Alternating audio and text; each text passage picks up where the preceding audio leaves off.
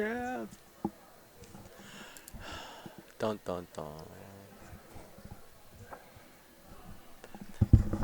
All right, we're coming back here. We are live at Foxwoods with Eastern Poker Tours Season 26 $36,000 championship. It's me, Evan Myers, with my buddy Ryan Chua. Hi, Ryan. How's it going? Oh, it's going good. We've been watching some great poker. Can't forget to say hi to our buddy Craig, who did a great job all day as well. And looks like they're taking a picture here. I'm sure you've been in that position before. A couple times, but Right. yeah. It's definitely exciting to make a final table like this where you're getting your picture taken. It's exciting. They know friends and family are watching online. It's a fun time for sure. It's great. Oh, excellent, excellent. So, yeah, we did come back to the final 8. We did miss a few players, but it had, those technical glitches we had, not a big deal, but we are down to our final 8. And just saw some of the chip stacks. I'll repeat them in a second for you. But again, to remind you, we're here at Eastern Poker Tours Season 26 $36,000 championship live here at Foxwoods. 40-some-odd hundred players started the season about 6 months ago and have come down to the final 8 right now. About 850 total players over the weekend played and whittled themselves down in 2 Survivor tournaments and 2 knockout tournaments to get themselves to the final 40. And we actually have a double chip stack starter here in Slade Edmonds. We'll say more about that in a second as well. But they're getting ready. A lot of these players have not been in this position before, which is I was talking to them earlier, Ryan, and they're all very excited to be here, and they just can't wait. As they should be, I'm sure they're all thinking the same thing. They just want the cards in the air. Oh yeah. Let's do this. Especially seat number 2, Slade. Oh. He had Slade, that ace jack moment, and you can see. Look at his face, right? He wants the cards in the air. He's like, let's go. There Come on. you go. And I've definitely been there. It's exciting. But So let me ask you, on a final table, because the dealer actually has a earpiece in his ear, and we can see our producer Andy giving instructions to the table right now. Mhm. But because all the cards you have to wait a moment for the dealer to announce the raise, the bet, whatever it might be, and keep a continuous count, so it slows down play a little more than it used to, as well as for the camera, that the producers are talking into the dealer's ears, giving them the cues when to let the cards fly and deal the next hand. How does that affect you from your experiences differently than it does at a normal tournament when there's no final table like this? Now, for me personally, it didn't affect me too much. I mean, the pacing is a little different. You're correct in that. I would say the part that affects me the most is probably the extra time that you have to sweat. You have a situation where 2 people are all in and, on the flop, and the turn and river are just, you already feel as a poker player when you're all in, you feel that like eternity of like, let's just see if I win or if I lose. Like, I just want to see it, right? That's kind of like how there's no more action. I want to see if I won or if I lost. But, on a table like this, things are slowed down. So you'll go all in on the flop. You have kind of that full time to comprehend, like, okay, he has this many outs, he could hit this, he could hit that. You have a lot of time to process it, and it's it's a little nerve wracking. It really is to be completely honest, to have to wait that extra time for the turn in the river. I can imagine that. Wow. So, all right, so, we're looking here in the second seat is Brian Elliott from the North Shore. He's got $686,000 in chips. We're looking also at Robert Miller with $496,000 in chips from the North Shore.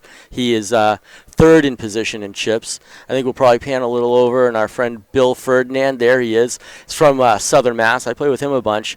He's got $105,000 in chips, currently 8th position in chips. And then I think to his left, our right, yeah, there they go. Look at that. Oh. Technology. Look at that. That's Bill Landry. Bill's a great guy. He dealt for Eastern Poker Tour for a while. He's been playing for umpteen years. He's got $470,000 in chips. He's currently 4th in position in chips, sent from Southern Mass as well. And there is Dan Zuckerman, our Cerisi Cup winner. Dan has $206,000 in chips. He's 6th position in chips. And he plays in the Central Mass region. And I was talking to him earlier. He's pretty excited. There he is again. He got a lot of likes, a lot of posts, a lot of friendship on Facebook and social media over the weekend for his good work. And it looks like there's Slade Edmonds looking all dapper in the pink. Slade is our chip leader at 1.6 million in chips. He's from Rhode Island.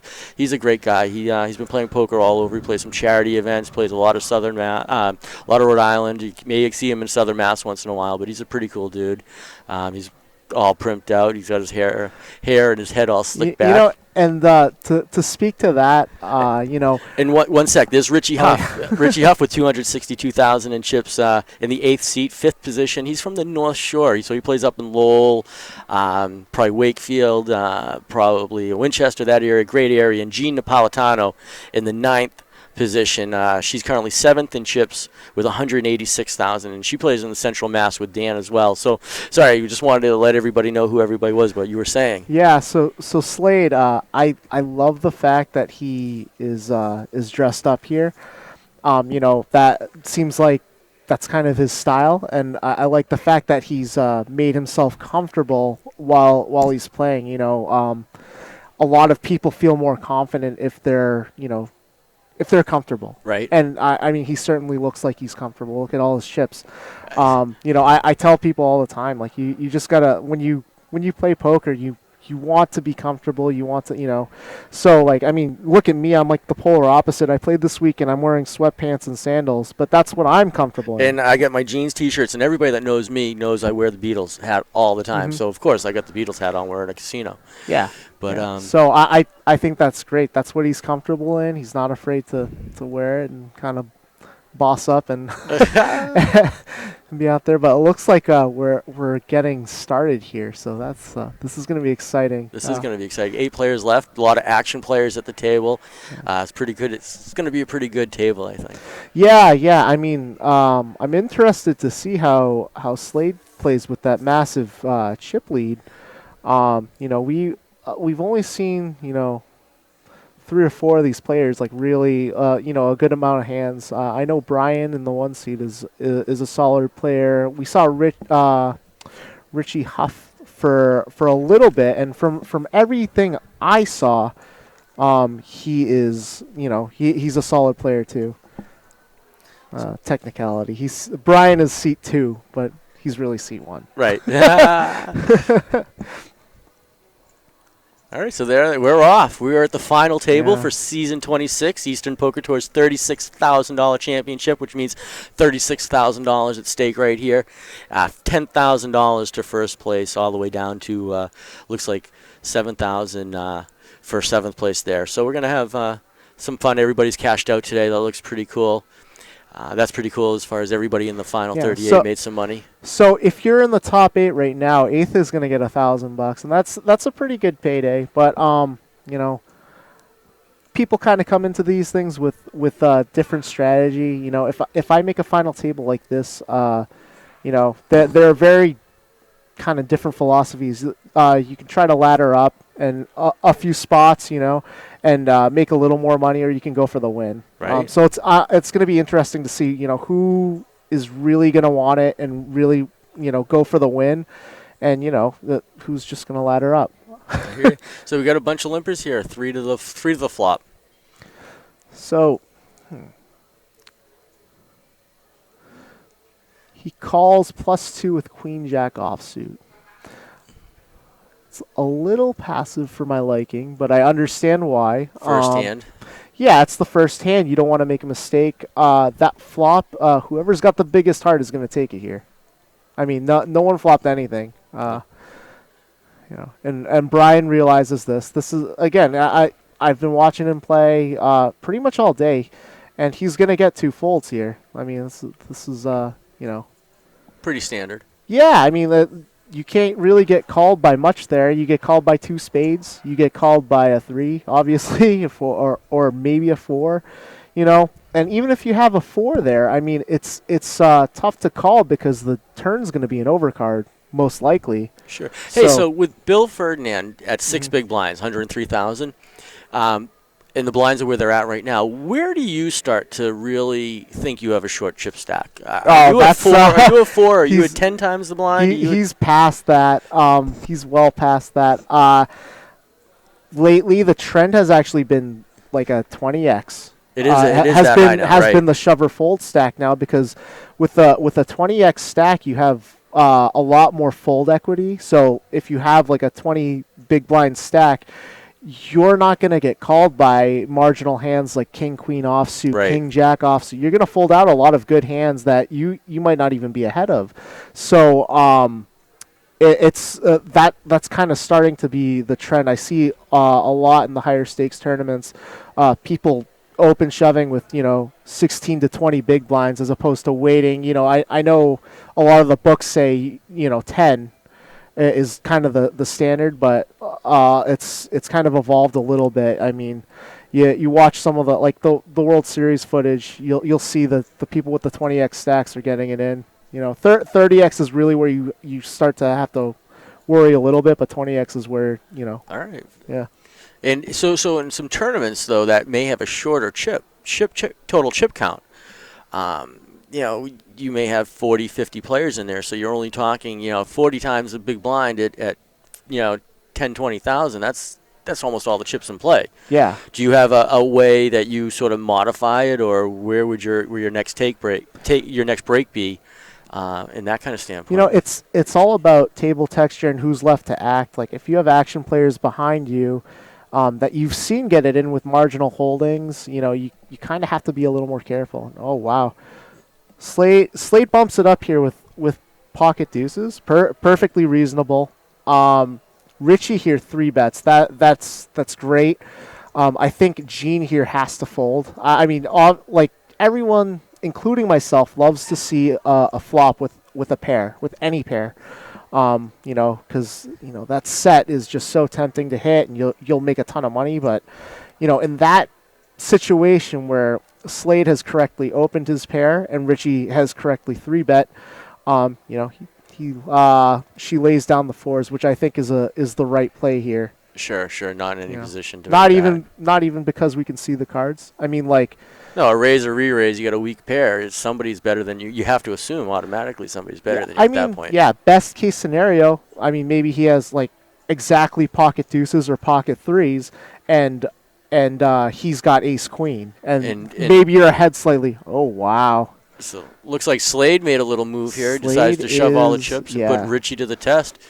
Richie. So he's trying to play the big stack bully, but I mean he has to realize the context of the situation, right? Slade can knock out anyone at the table currently, right? So if he opens and he gets 3-bet, the person is probably not playing back at you. They're not, just getting cute with like ace 3. They're not doing that because everyone at the table realizes he's the guy to beat. He's got the big stack, and he maybe should have thought about folding there. Sure. Well, Richie smashes a queen. Yeah. So Slade's pretty much. Let's see, diamond turn. Diamond turn. Nope. Double up. There you go. There you go. Easy game. So it's actually one of the things that could be to Slade's benefit here is he sees that maybe he got a little too greedy with the deuces, and if he can go back and say I have the chip lead, I don't need to be getting in because deuces are like a coin flip at best. Yeah. Or else you're crushed. Oh, absolutely. He loses almost 300,000 out of his chip. Still, like you said, a monster chip leader. He can.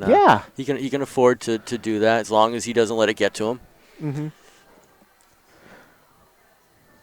But he absolutely can. Now he can say, and I've done it too. You go and you say, I've got the chip lead. I've made, I would call it a misstep, and say, you know what, like, let's get in the zone here. Let's really, start playing and start thinking about hands, because he did kind of go in with those deuces pretty fast. Yeah.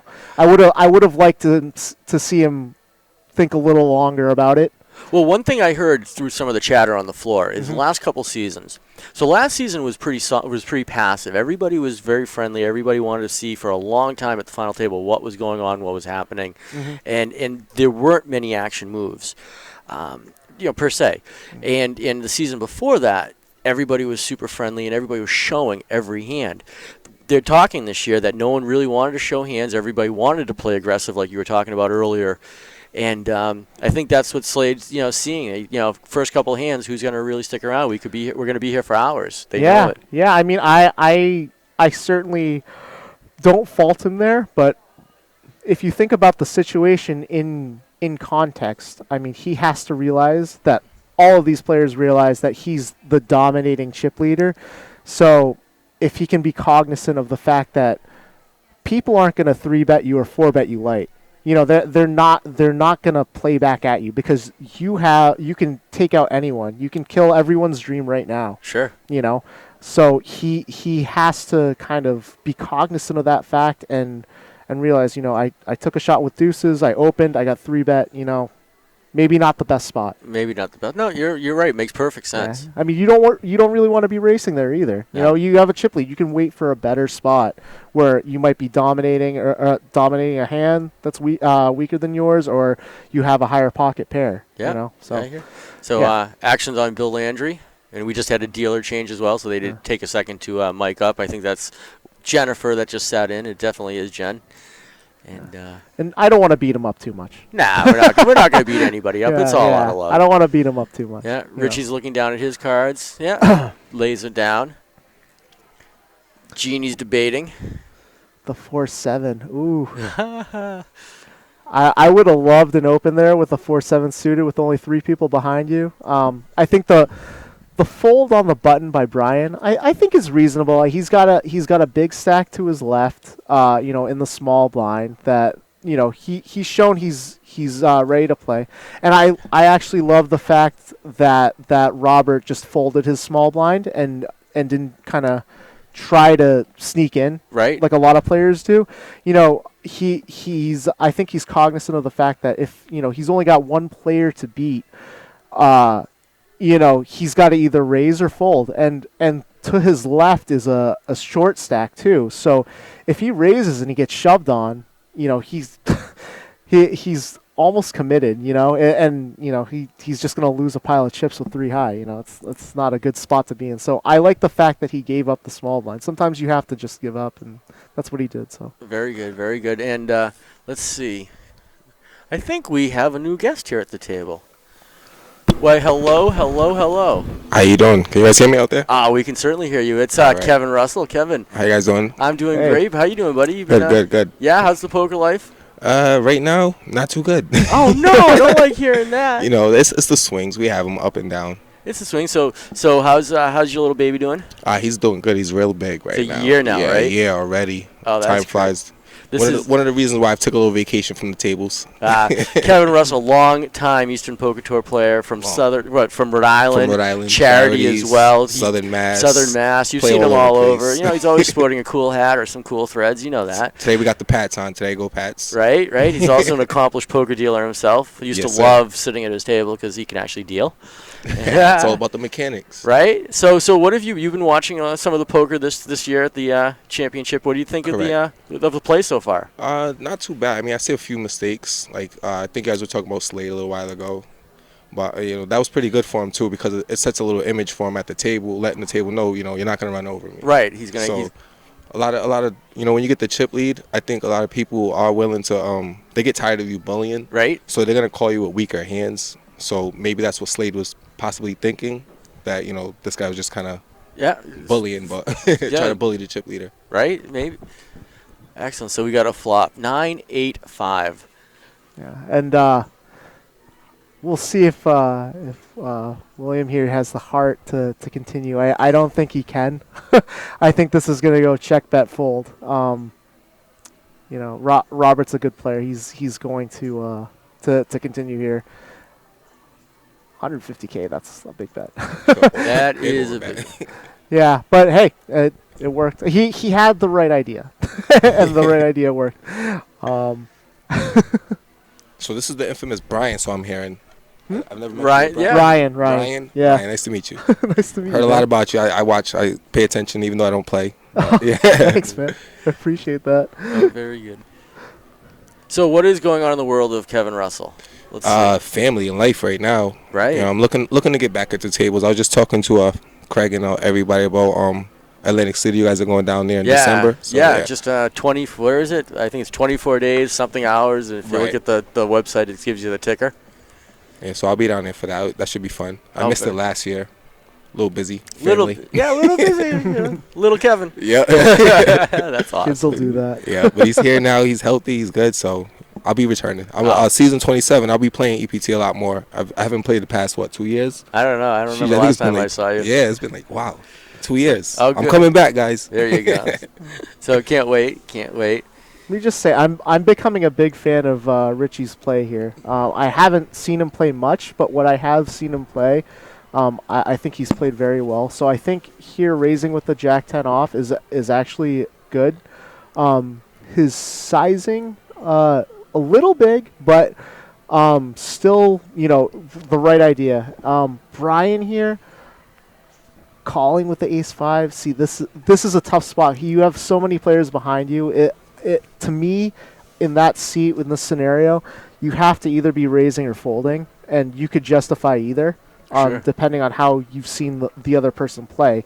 And if Brian's going to play a hand like ace-5 suited there, he's got to raise it because now Robert's got a decision. I mean, this is a juicy pot. He's got the same hand. He's got position. There's a lot in the pot right now. He could raise here. He could justify calling. He could very clearly justify raising. I would actually love to see him raise, but he's thinking about it. Whereas if Brian had raised Richie, Robert doesn't have a decision. That's a fold. He isolates the pot. Yeah. So right, absolutely. Yeah, I agree on that. Yeah. So it looks like. I think I might have even 3-bet there with the ace-5 hearts. Oh yeah, yeah. I mean, there's so much money in the pot. Richie, if he doesn't have a hand, which he happens not to have a very great hand, he's folded. He folds, and he probably makes. Robert's not going to want. Brian's not going to want to play his ace-5 out of position. Right. Correct. Yep. And I think he folds, so he's probably going to take that pot down. Yeah. So I really don't like the call with Jack 4, but I understand why. Ooh. Pot odds get you in trouble. Yeah. So this is an action flop right here. Richie's flopped an open end straight, and Brian's flopped the nut flush draw. The nut flush draw is pretty. He also happens to have the best hand. So Richie, I think it was wise for him to check. He's in the middle position right now. I mean, Dan's done with the hand. He's finished. Let's see what Brian does. And Brian, I think, does the right thing. He bets because, both of these players have given up. Dan's already out. I think he folded before the bracket could even update. So Richie's gonna get creative here. It looks like he's gonna check raise. And this is, I think, these two players. This is going in. I like his raise there with the open-ended. I mean, it's up against the flush draw. It's definitely a good raise because it puts a lot of pressure on Brian, a lot, and he happens to be holding the nut flush draw, so he goes all in. Now it's back to Richie, and I know it's an open-ended straight draw, but I think here it's a fold because really all you have is Jack high. Right, exactly. So you're looking at a queen. And if you're up against the flush draw, your outs are some of your outs are gone. Yeah, you're looking at a queen, a 7. Hopefully a non-diamond. So you're looking at 6 outs basically, and you have no. You probably know your Jack or 10 is good if you hit it too. Right. But wow. So a call. Oh, he called. It's an action flop. Which again, if he thinks he's up against a flush draw, I mean that's a pretty good call. Which he was correct if that's what he assumed. Well, the thing is too even if he's up against the nut flush draw, I mean the ace high beats the jack high, right? So it's really kind of a bad spot. Like I like the idea of check raising. I don't know if that's the best spot. Yeah, I don't think I can call my chips off. Yeah, that's. I mean, I get what he was trying to do, and I can't. I'm not gonna criticize that too much, but there it comes. Oh, there it is. So now he's drawn Hand dead. Over. See, I would have liked the, 7 of diamonds. That would have been an interesting turn. Yeah, 7 diamonds, Jack of diamonds, boom, straight flush. So we have our first guy out, Richie. And like I said, I'm a fan of how we played. That last hand there, Before you do that, he'll look back at Brian, it. that just put Brian right up top with Slade at about 101.3 million piece. So That's changing the tides a little on the table. Some of the attitude on the table. That's very interesting, and it changes a lot of the table dynamic too, because now we've seen he's capable of semi bluffing, Right. and he's shown the table that he's willing to gamble with a draw. Right. So everyone saw that. I mean, these players are all bystanders and are all watching this. So they know that when he bets out, he may not have it, which is a good. I think it's a great thing to have at a final table. Right. You don't want people to always think you have it, because when you do have it, you want to get called. Yeah, exactly. So the way chips here. On the stream here, Pietra says Brian has been getting gifts. Call your tournament. Yeah, I mean, hey, he got really far in the tournament, and it wasn't the worst thing to see. I don't think he deserves the name calling and the and all this shade in the chat. Yeah. I mean, I think he'll be back here. I mean, like absolutely. From what I saw, yeah. Solid plays. That's what happens. You stay solid. Yeah, I mean, he'll look back at the hand and say, maybe I should have done something a little differently there. Because I think he is a thinking player, and I've certainly left this casino many times. I have a 2-hour drive back home and just thinking about this hand, that hand. Just beating yourself up. Yeah. And just kind of like the first, if I have like a bad session, the first like half hour is just me being angry, and then like after that, it's like, okay, let's like, why did I lose this or what? It's usually that ride home when you analyze, like, I should have done this. Yeah. I knew I shouldn't have moved all in. For me, it's not so far now. From here, it's a 15-minute drive, so I'm at home kicking myself. So Slade leads out on this flop, and Brian folds, and I agree with that. I mean, if I'm in either of their seats, I don't want to tangle. Exactly. Unless I have the nuts. Slade bet out there. If he has that understanding of this Brian kid just got all the chips, he's probably not going to want to get into it with me. Right. Then leading out there, I don't normally like it when you're first to act and you've called a raise pre-flop and you lead out. I don't normally like it, but in that specific situation, I think it was good. I think it was great, because if Brian didn't Brian can't call there and try to float him on the river. I mean, that would be a legendary move. Yeah, to do that would be. I mean, I would love to see it, but a raise would have been good, I think. Yeah. I don't know if he has it in him to make a big time play like that, and a lot of people don't.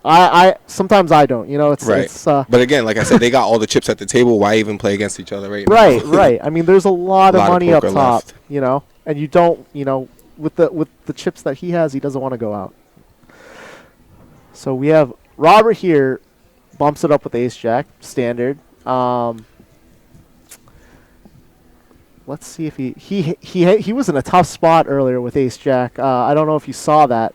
Oh, Robert. Yeah. He had bet pre-flop, and someone had shoved on him with what happened to be queen jack off, and wow.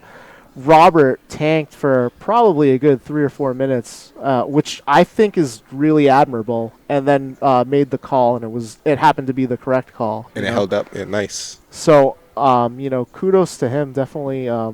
A lot of people didn't get ace jack. They think it's snap call, but no. Yeah. Oh yeah. It's not. I mean, there's a lot. I mean, like even a hand like 10s or 9s. You're a coin flip. That's exactly. not fun. You don't want to be. You don't want to be like here at the final table, like racing for flipping all your for chips, everything. Exactly. Right? So get it in good. Wow, we got 243 on stream. This is cool. Yeah.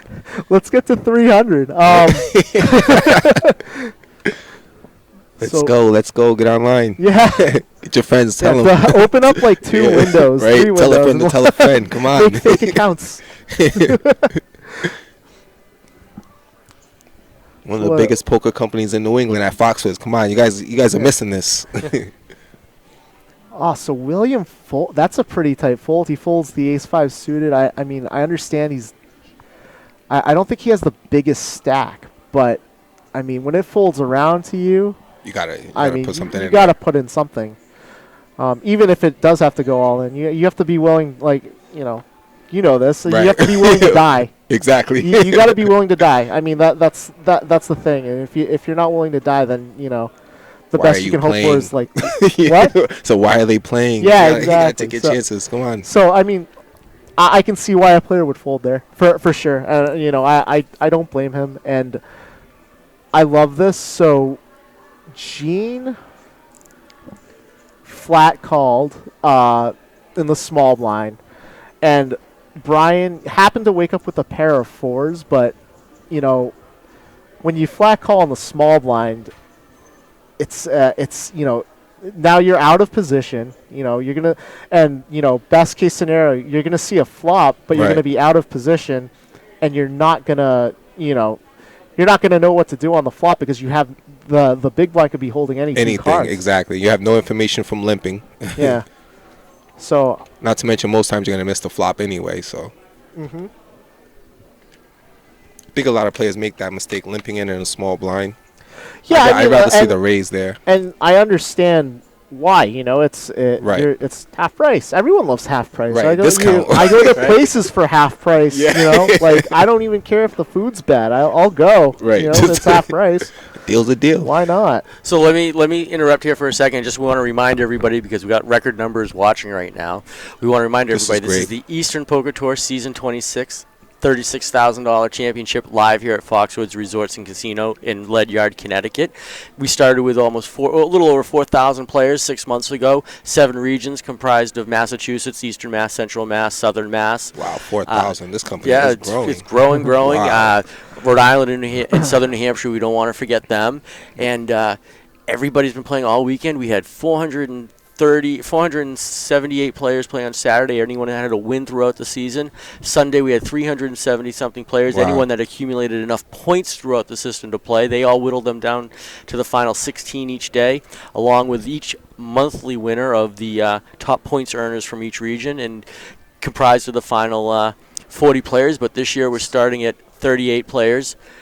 2 stacks, we're double stacked. So we're having a good time here. We're real excited. Now, Ryan, why don't you tell us what's going on? So, yeah, I think this is great. So William elects to check here, and I think that is absolutely the right move. And Slade, I think that's a great check too. Because if Slade checks back, William might decide to bluff it at the turn. Right. Which the 6 of clubs is actually a very good turn on this board to bluff at, because if he missed the flop, then he certainly didn't hit the exactly. turn. So you're right, Pietro. Sorry. Slade should absolutely be betting here, and I can't see William continuing, but we'll see. It's very hard to continue on a board like this. Paired board, 2 overs. Yeah. It's a smart fold. Yeah, I mean. All right, so we'll remind everybody the chip count right now. Slade is up to 1.5. Get most of those chips back that he lost earlier. Brian is at 1.3. Robert's at 558,000. Bill has got 290 with 18 big blinds. Dan's got 142. Gene has 120,000 with 7 big blinds, and Bill Ferdinand, he's grinding along with 103. But it's really nice though that Bill is grinding like he's doing. He's got 6 big blinds left. Pietro says this is such high-speed poker. Nice, there's no Yeah, I agree. I mean, we all saw the World Series footage. I actually, the commentators even said too, like the speed of play was great this year. Yeah. Maybe that's rubbing off on some of these guys. I don't know. Yeah.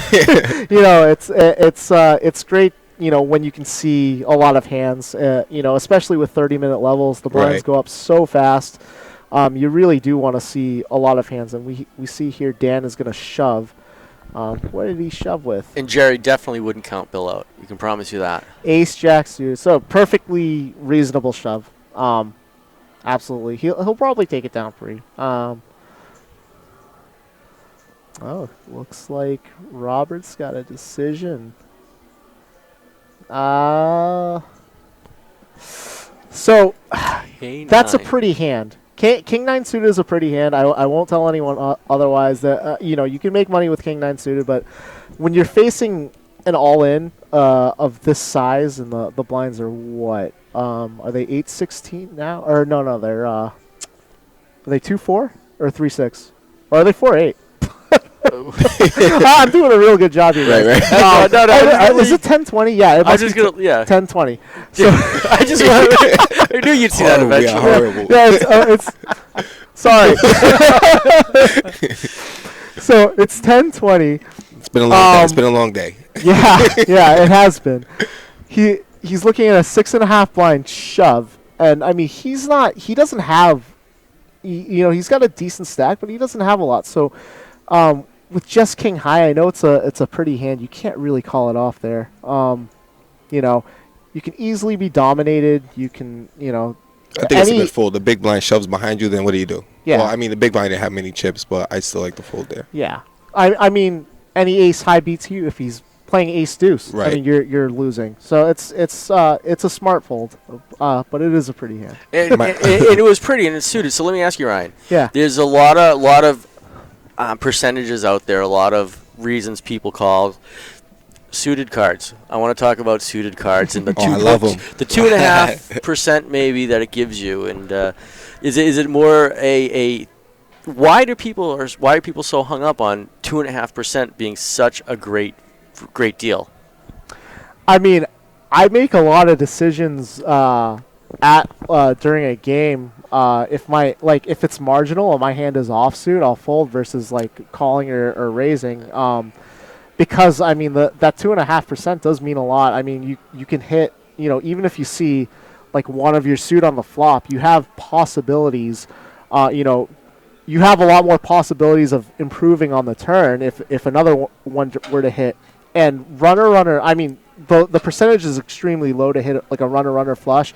But it's one of those scenarios where if you do hit a runner flush, you will get paid big time. If the hand plays out. Right, because nobody expects you to hit that back door, and it hits so often. It feels like it does. Yeah. When it happens to you, it feels like it happens all the time. But it trust me, I don't want to talk about you getting hit in the back door and how it feels, Mark. Pause. Sorry about that. We're talking poker here. Poker. Oh, nice. God. Why is poker? What like? Wow. Why? We're gonna get to I think we're gonna get to 300. We're at 284. Oh yes, there we go. Let me text a few people. Yeah, keep opening your browsers, please. But record numbers. Yeah, let's go. Last year I think we had like 5. No, just kidding.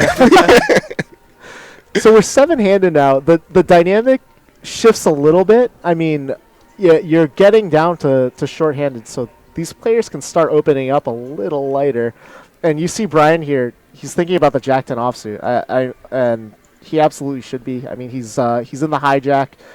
I think he should open here with his chips. Definitely, I would definitely open, and he does. And I love his size too. He's in a pretty pause. good. Pause. He's in a pretty good spot with the smaller stacks behind him. Like there's a few.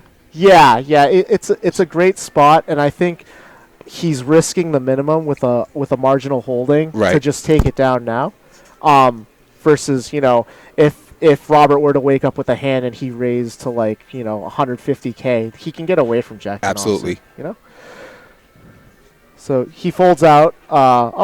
So Dan wakes up with Queen 10 off. Now, this is a tough spot because, yes, it's only 1.5, and I think that's the right move.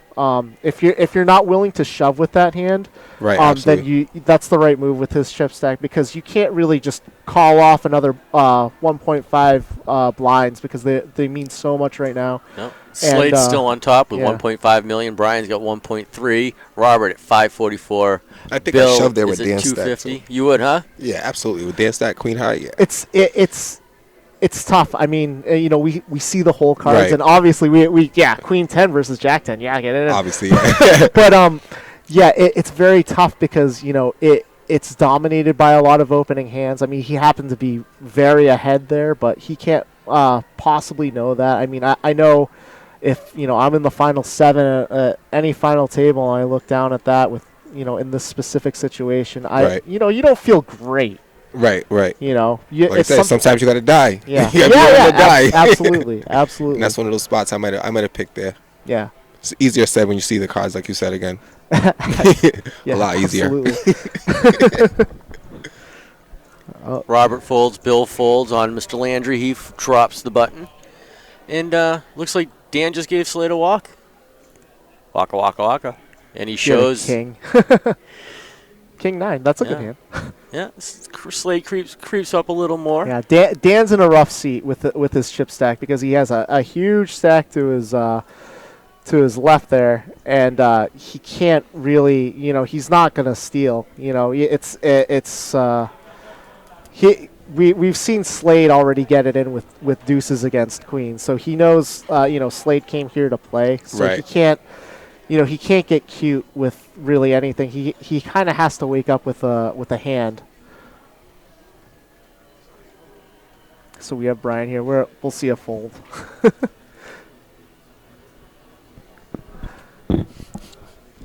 Robert. So I played with Robert a bit. He might open this. I could see him folding that too. But King High is. I like opening King High, even if it's a crappy kicker like a 7 of clubs. I've opened with worse. Yeah, I think we all. As people probably watching know. So Slade elects to call, and Gene checks. Now, if I'm Slade and I have Gene to my left with that short stack, I'm definitely raising, like almost any 2 cards, Any pretty 2 much, cards, or absolutely. folding. So I don't like the fact that he called. I like the fact that he's leading out, though. I mean, Gene can't call there without a pair, and Right. I mean, it's very hard to make a pair heads up poker. But yeah, I mean, he had the opportunity to just take it down before even Pre-flop. seeing any cards. He might have been trying to get her to shut. Well, then he's folding there anyway. Yeah. So yeah. It's kind of scary. Gene's probably thinking, yeah, he's trying to trap me.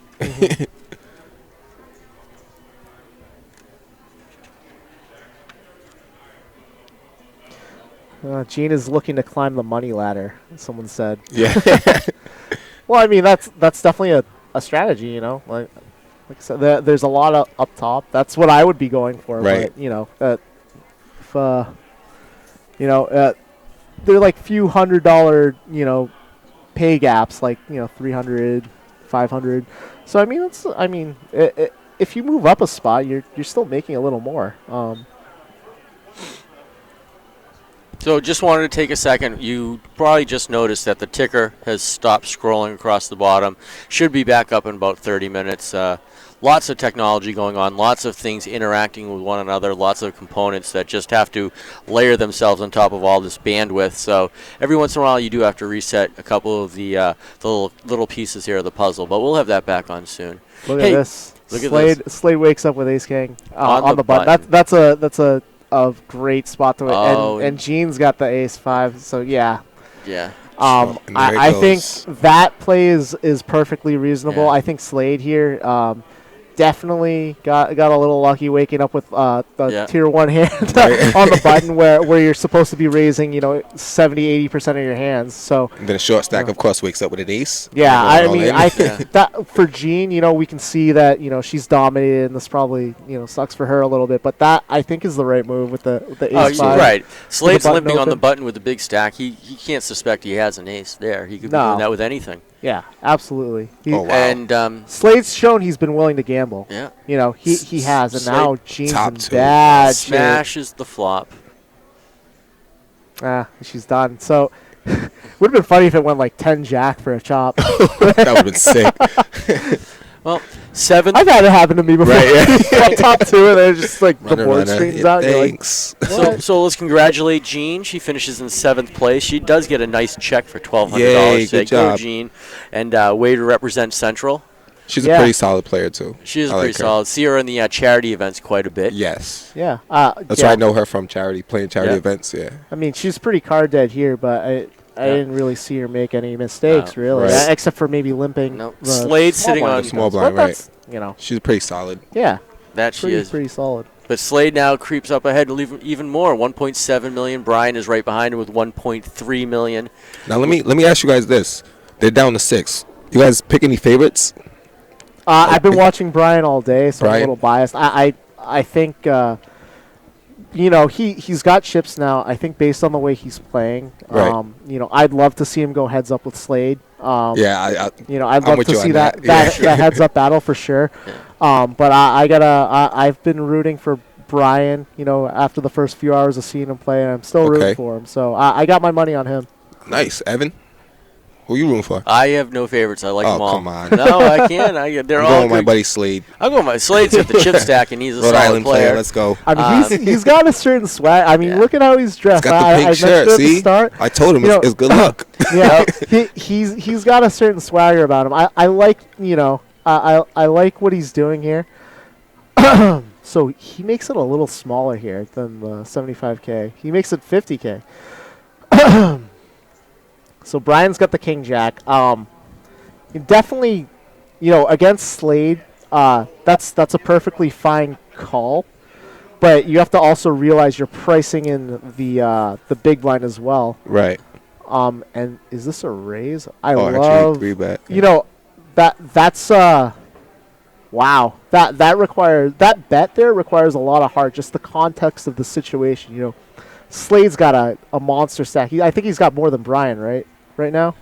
Slade's sitting at 1.7, and Brian starting the hand was 1.3. So we've Yeah. got the big stacks going at it right this This second. really, this 3-bet here takes a lot of heart.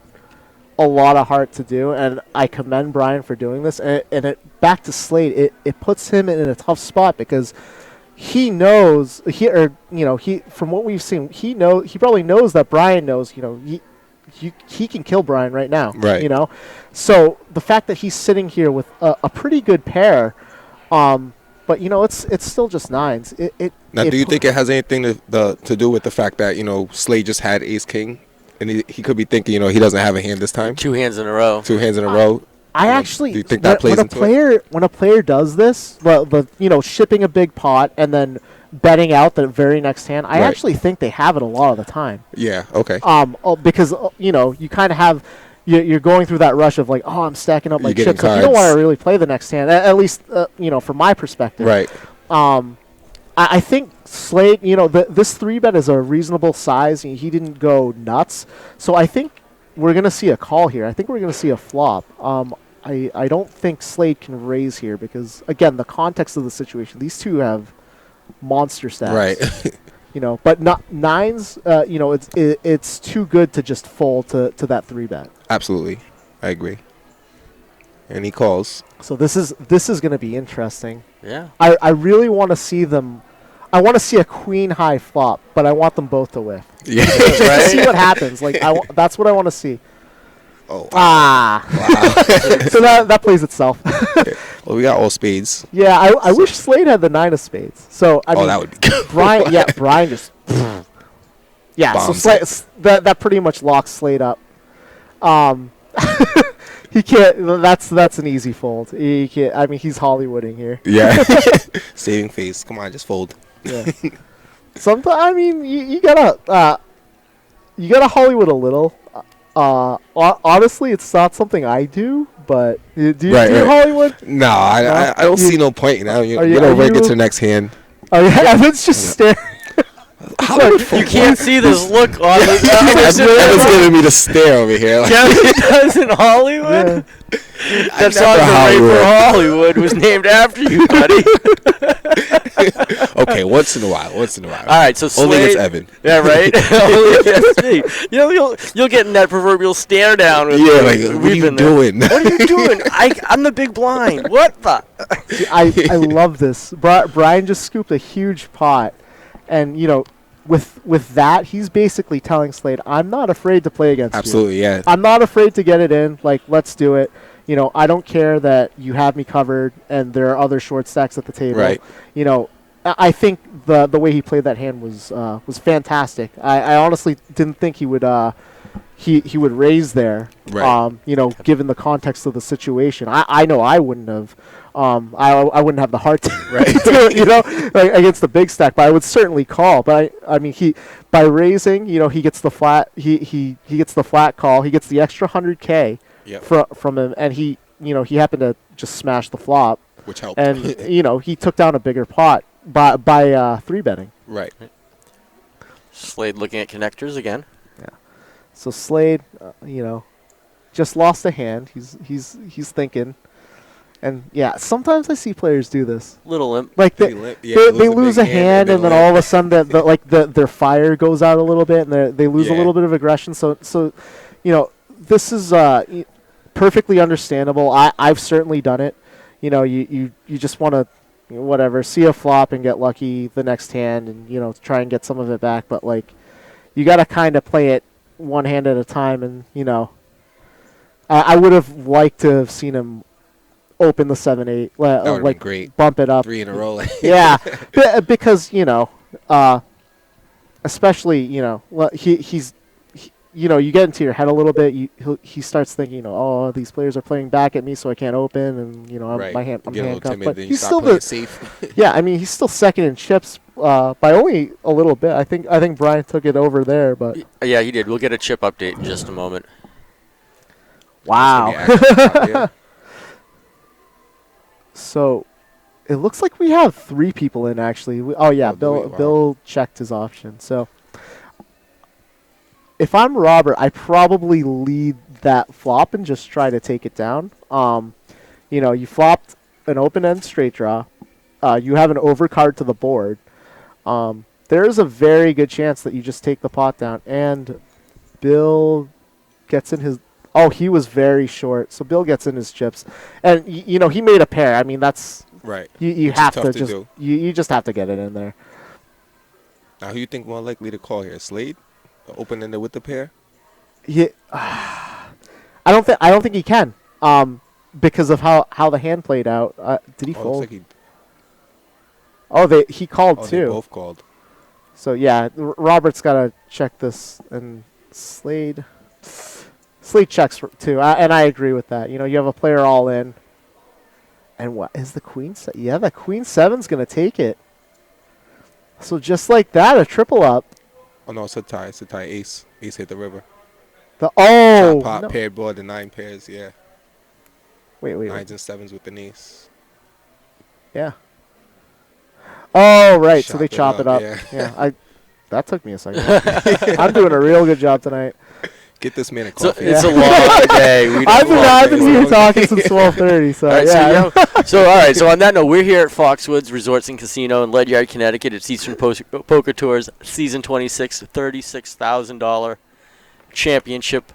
We are sitting here watching the final table. These guys have been playing 6 months worth of poker to get to this point. They get a nice little prize pool: $10,000 for first place, $6,000 for second place, $3,200 for third, $2,300 for fourth, $2,000 for fifth, and $1,500 for the last person standing here. That's currently in the tournament, and we're 6 actually long months. We're over 300 viewers right now. This is that's this pretty is awesome. impressive. Ding, ding. So yeah, Pop the bottle. yeah, 500. Right. Come on. What better activity you have to do on a Tuesday night, right? Right. You're at home, you're in your PJs, just turn on Twitch and watch poker. Watch Yeah. poker. Watch lots of poker. Slade's got the ace jack, so I can't imagine he's just gonna limp here again. Yeah, that's catching a too few hard. hands I mean lately. he's yeah. Let's Let's see if he gets his groove back here. You just might. I mean, split the last pot, right? Yeah, I mean, Little confidence builder. He got a little lucky. Maybe he goes back and says, let me cool my jets and start playing. Kev, I love how Brian stacks his chips. I'm just gonna say. Yeah, you do. Kev, what's the Love difference between a poker player and a politician? What's the difference? Yeah. Poker players never tell the truth. I was about to. Wait, do they ever What's politicians either? I don't know. What's the difference between a poker player and a dog? What's the difference? In about 10 years, the dog stops whining. Wow. I like that one. I might have to use that. Now, when you're playing, right? Do you ever?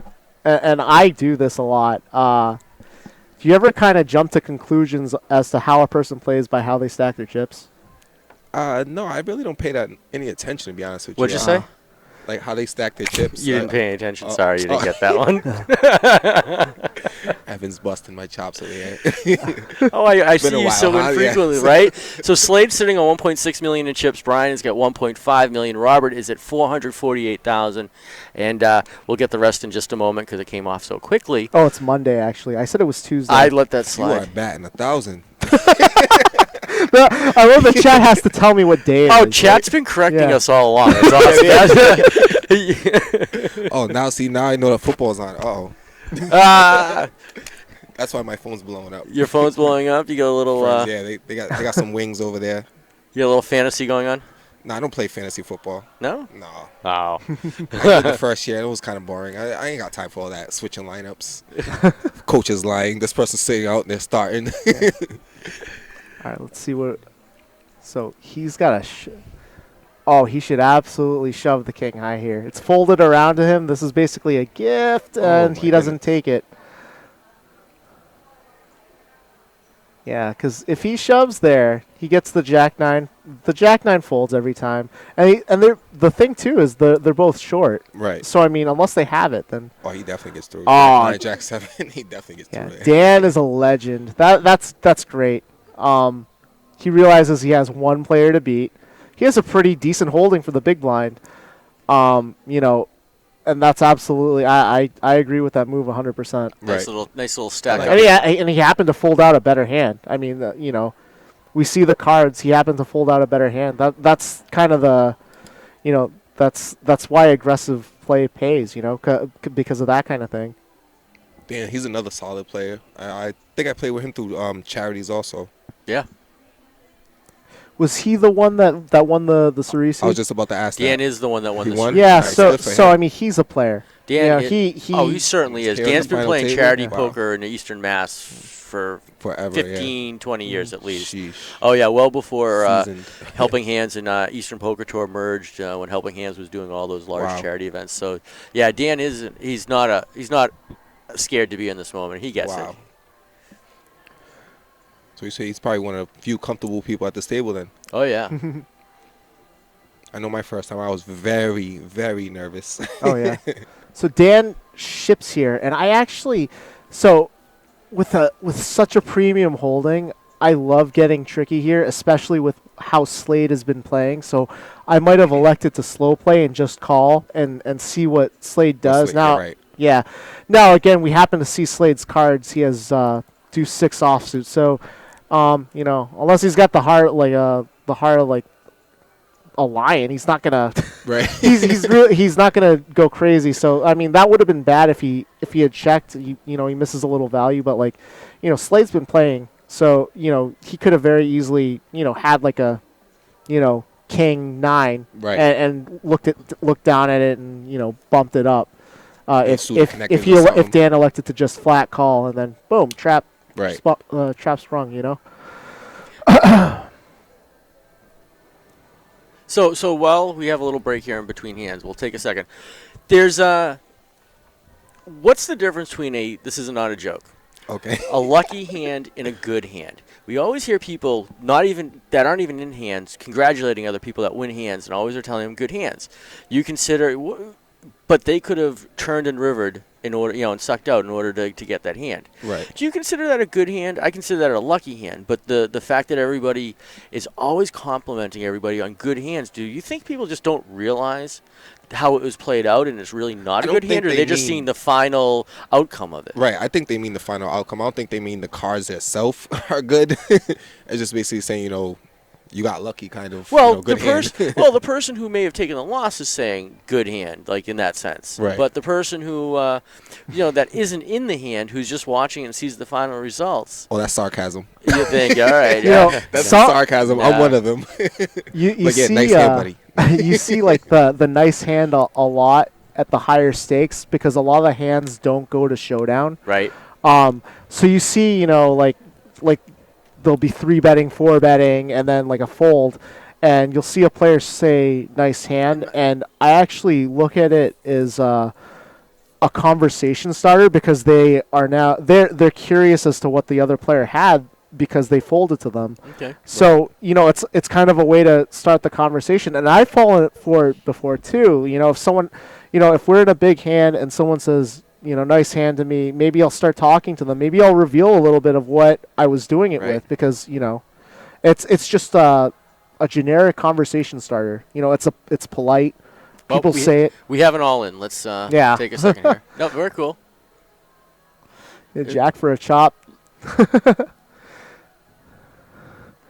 Oh no! No, He had good. King 10.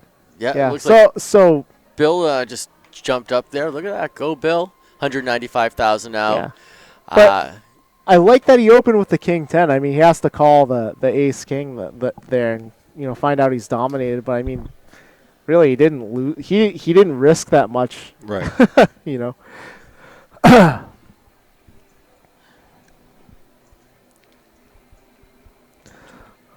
Let's see. Oh, we got the payouts again. So, do we know if any of these players do any of them say they're going to take the World Series seat? Let's see. We got That's 6 left. that's always a big question. What would you do? Take the seat or? Yeah, because you have an option. So I know first says 10,000, but you actually have the option to parlay that into a main event seat, which costs $10,000. Plus, I think you get a little travel money They too. do. Eastern Poker Tour will give you a few extra dollars for your airfare and hotel, so it's pretty nice of them as well. So- And so let me see. We had Slade, who's from Cranston, Rhode Island. He's 44 years old. He's a fiber tech a technician rather. I'd say 24. No, just kidding. 24, no, 44. Yeah. And he's got one kid. Been playing poker quite a while, but I think trying to see. Well, I just got this great stat. So, out of all the, I mean, we're in a small fishbowl here, but out of all the Twitch poker streams, we're actually 4th in the world right now Wow. for viewership. That is pretty cool. Wow. Isn't So that you cool? I mean, Wow. yeah. You got Monday Night Football. You got this on your laptop. It's That's probably great. what most people are doing. Yeah. That's what I'll be doing in a few. can- Yeah, little football for Little you. football, wings, and poker. There you go. I Bill- think Bill's right to fold this under the gun. Yeah, absolutely. Because he's still, 6 big blinds. Actually, 6-handed. I might. Yeah, it's a tough spot with deuces. Let's say that. Right. It's there's a lot to consider. I mean, you have every player behind you to act. So Absolutely. to get it in there is courageous. So let's see. Brian folds. Dan's all in. I like Dan. That's the power of position, right? Dan's one off from the button. He's in the cutoff, and he's got King Jack offsuit. He's only got 3 people to beat, Right. and It's pretty standard shove. yeah. King Yeah, Jack, this is short stack. Robert was in the spot before with the King 9 of Hearts, and again, this is another pretty hand, Queen 8 of Hearts in the big blind. I mean, a lot of people want to see flops with that. I like that he's taking his time thinking about it, but I mean, I think he's ultimately going to find a fold here because again, It's he's half all, his stack. Yeah. all he has is Queen High. He doesn't have a monster stack. He's just gotta, wait for the next hand. Yeah, that's but 50% of his stack to call. Yeah. I Fold don't there. I don't blame him for contemplating. Again, pretty hand. Suited cards will get you in trouble. Yeah. I mean, it's suited. He's in the big blind. It's that discount. And you can see Slade's still up top. Brian is still in second. Everybody else is still fighting their way, trying to grind it right back up to that top. But Slade and Brian seem to be holding on to their chips. I think Brian's actually, so the way the bust outs have happened, Brian's in a great seat now. He's got direct position on Slade, who's who's got slightly more chips than him. So in terms of playing, like, look at him, he's on the button and Slade is in the cutoff, and if Slade decides to open, Brian can play back like almost any two cards, really. I mean, and he's shown that he's willing to play back at Slade. And Slade's pretty tight. He's not really a loose player. He's aggressive, but I don't find him being too loose. Mm-hmm. So the ace-7 here, this is a spot right now, right? So he's gonna bump it up, rightfully so, with the ace-7 in the cutoff. Yeah. He should absolutely six-handed ace high is the nuts. Yeah. I mean, it really is. I mean, like the value of your hands just goes up huge when you're six-handed. So he does correctly bet out here, and Brian's sitting thinking I like that. I don't mind that when players do that. They think. And I do this too. You think a little bit before you even look at your cards of, like just quick, like, okay, this person raised, they have this many chips, what is their range here? And then you kind of take a peek. You assess the situation before and you take a peek. And, I really don't mind that. Right. Some players are a little excessive with it. Yeah. They'll like stare and then it's like, dude, it's been 30 seconds. Do you look at your cards yet? Right. But like, you stared at me all this time. You haven't even looked. Yeah. Like, And in case you're curious, for the chip denominations out on the table, if anybody's wondering, I'm sure most people know it or have figured it out, but the red chips are 25K, 25,000. The blue chips are 5,000, and the yellow chips are 1,000.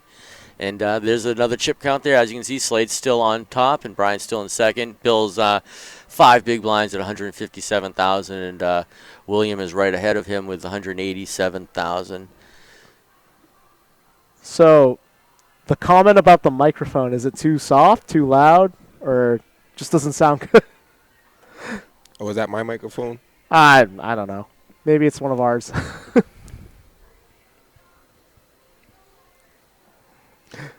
We'll find out. Who knows? We'll figure it out. Yeah, it's all right. I'm not too worried. Right.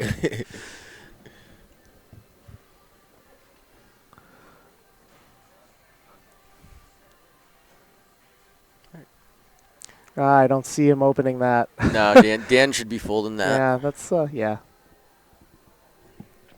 With his chip loud stack, he really and clearly, D. Oh, yeah, it's just one person trolling us.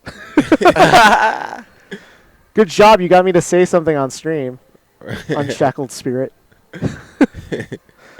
Trolls. Yeah. Trolls. I hope that doesn't encourage everyone else. It probably will. Yeah, well. Are they asking you, Ryan, to sing some Elvis? Sing some. Yeah. That's not happening. All right, so who's heard him sing? Are you trying to tell us something? That's not happening.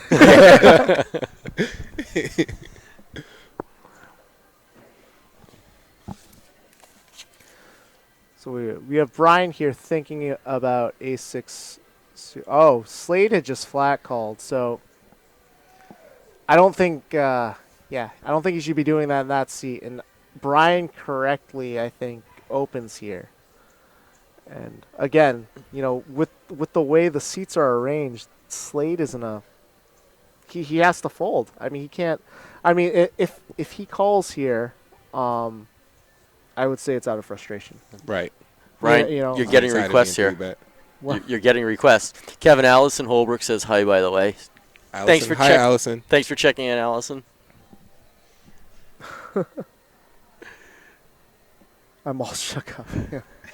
Somebody's an Elvis fan. Songs. They are. Your secret's out. You listen to Elvis. Any good book recommendations to learn hand percentages? Like, all right, so tons of them out there. There are a lot of books, but I think a really easy read for everyone that I think simplifies the game a lot and kind of gets your mind started in the right train of thought is is a book called Easy Game, and there's 3 volumes. There's volume 1, 2, and 3. Volume 1 is only like 50 pages, and it really simplifies the game. If you look it up, it's the author is an online player that goes by the name of Beluga Whale.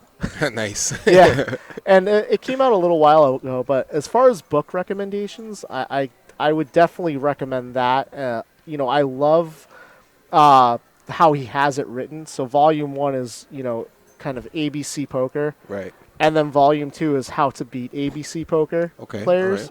All right. I might have to pick that book Yeah. up. All 3 volumes. Yeah, I need some yeah. lessons. So Slade does call here, but he leads the flop. We saw the situation earlier. He led the flop and got a fold out of Brian. Again, because it was a paired board. It's very hard to hit a board like that. Right. 8-8 deuce. I mean, so Brian can only continue there with a pair, or he has to raise Slade, Right. to try and win the pot. Slade Probably chips up a folding 'cause little more. He knows Slade limped, so he That's could true. have Yeah. possibly have an 8 in his hand. I don't necessarily like the call by Slade, but I like I like that on that paired board he was willing to kind of get it in, Right. and say, hey, you don't have a pair, Yeah. and Brian's like, yep, I don't have a pair, bye. The aggressor usually wins it. Yeah. Watching all this poker, So- I can't wait so- till next season.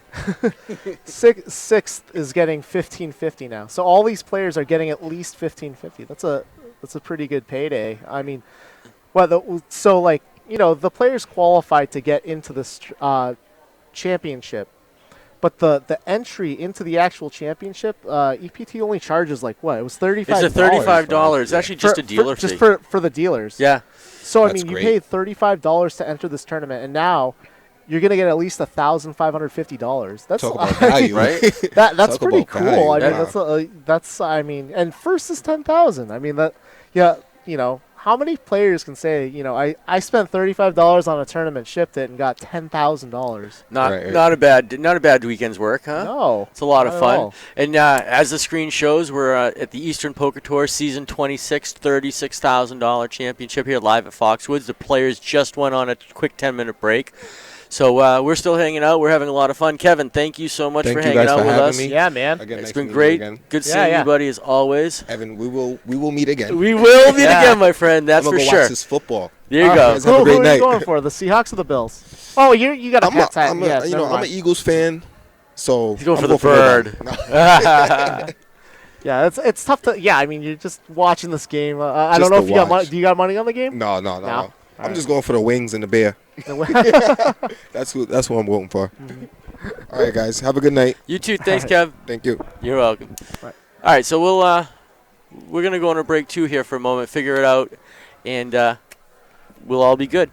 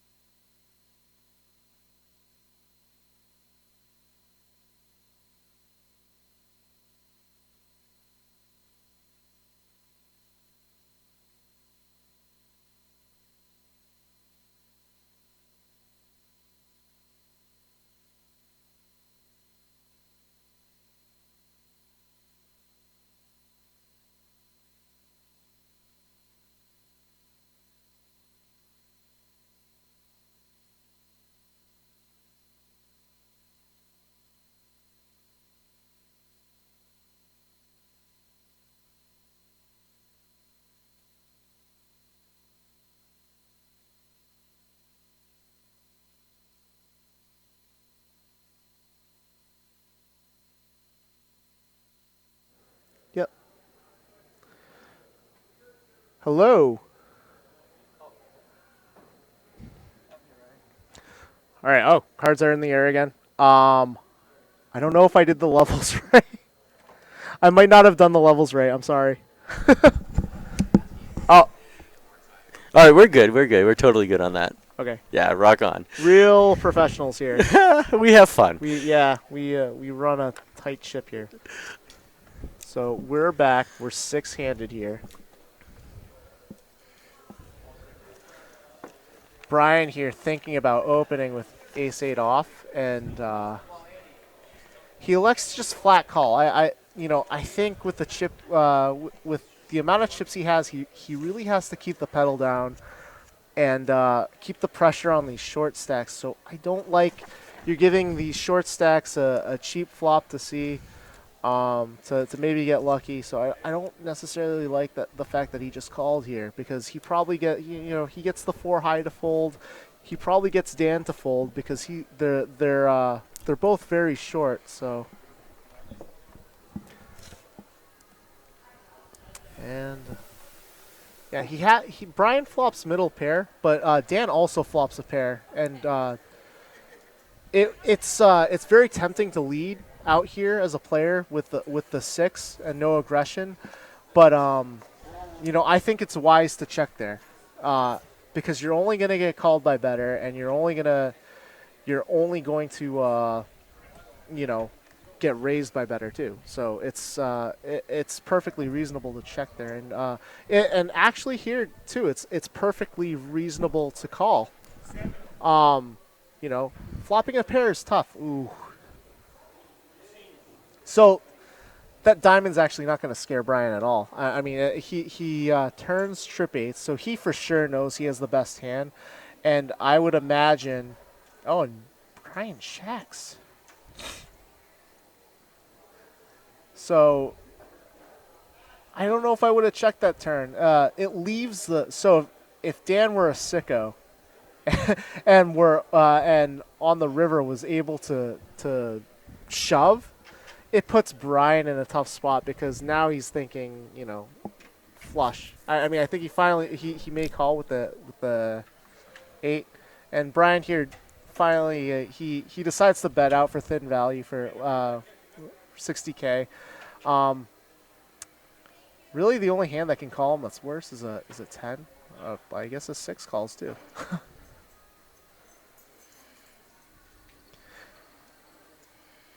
It's a tough spot, because I mean, a lot of the times on those boards, a pair is good most of the time. I mean, I know it's only a pair of 6s, but it's very hard for Brian to have an 8 there. It's very hard to have trips there. So, and if he had a 10, he's checking the 10 back because he's got showdown value.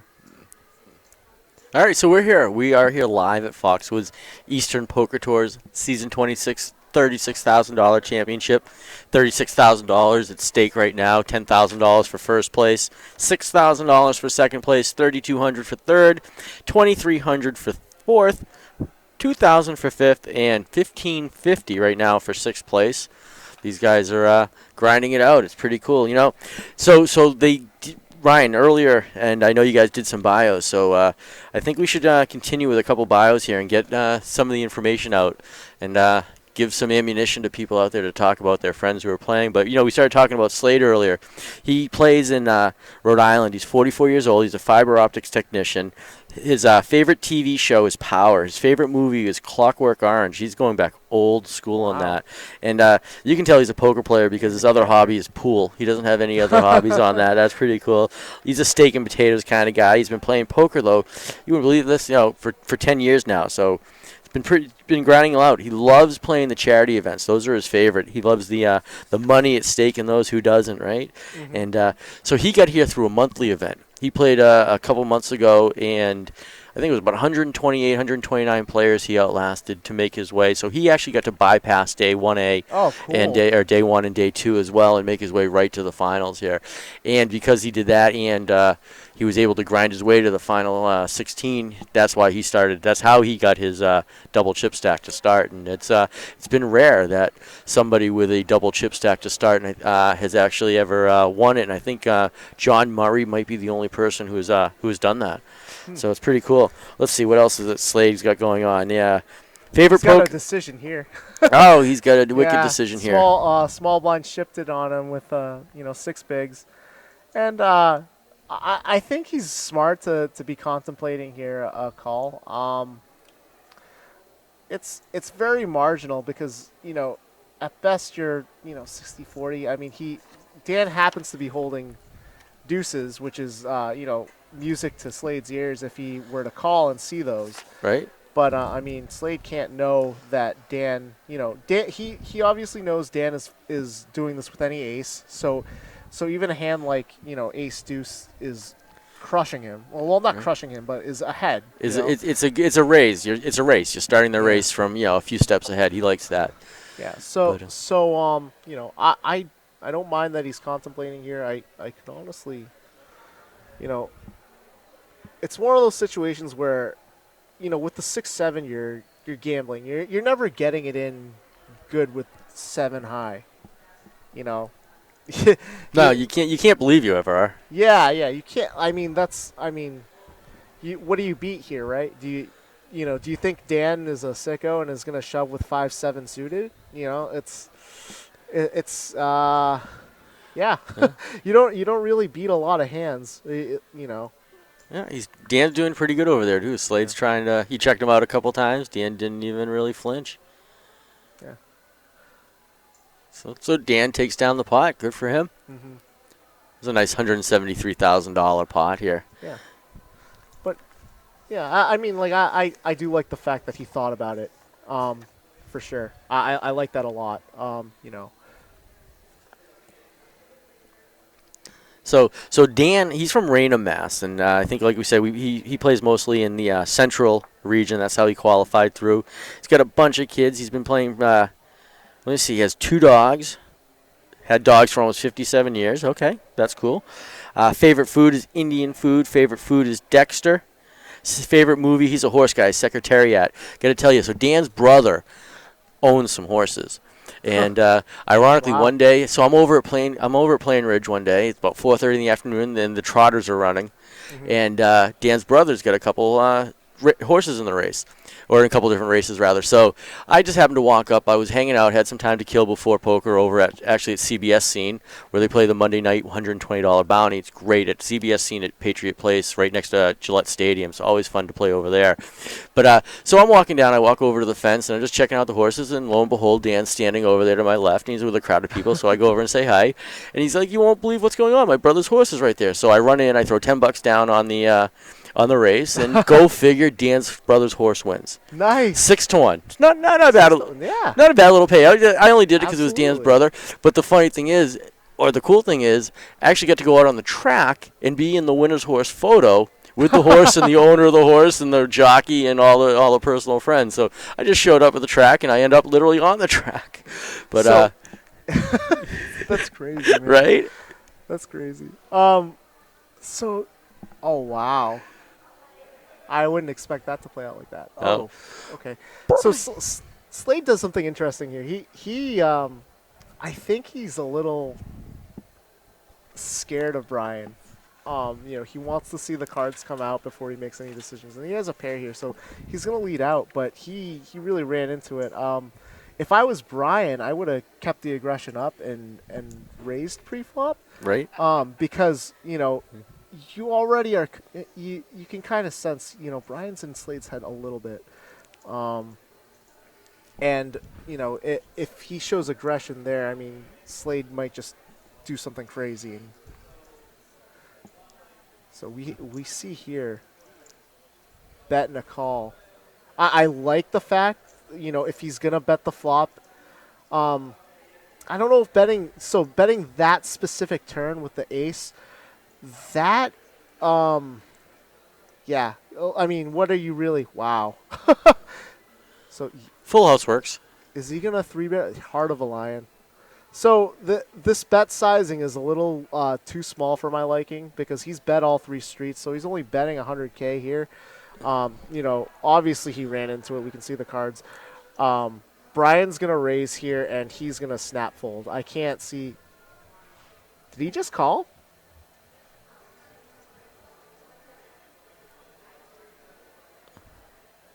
Wow. Interesting. Yeah, they're. I don't know. Maybe they had a talk in the bathroom. They said they were gonna play each other soft or something. I don't know. Wow. I mean, Interesting play. Nice pot, though. A $600,000 pot Brian just picked up. Yeah. I mean, it is a nice pot, but I mean, if you river a boat like that, I mean, is Slade really gonna limp? Like, the only hand that you're really worried about there is Ace King, right? Sure. Is Slade really gonna limp Ace King in the small blind? No, Not for what we've seen. No. But So that just put Brian ahead, though. Brian's at 1.8 Yeah. million in chips, and Slade just slightly behind. He's sitting on 1.5 million. Robert has got 369,000. Dan Zuckerman, he's still grinding away, 169,000 with 5 big blinds. Bill Landry has got 97,000 at 3 big blinds, and Bill Ferdinand's been sitting pretty quietly, about 97,000 in chips. So we're moving along. We'll probably see a few players knocked out in the next few minutes. I'd have to believe with the blinds where they're at 15K, 30K with a $4,000 ante. Yeah, we're gonna see fireworks soon. Yeah, we are. There's a lot of people that just need to get it in here.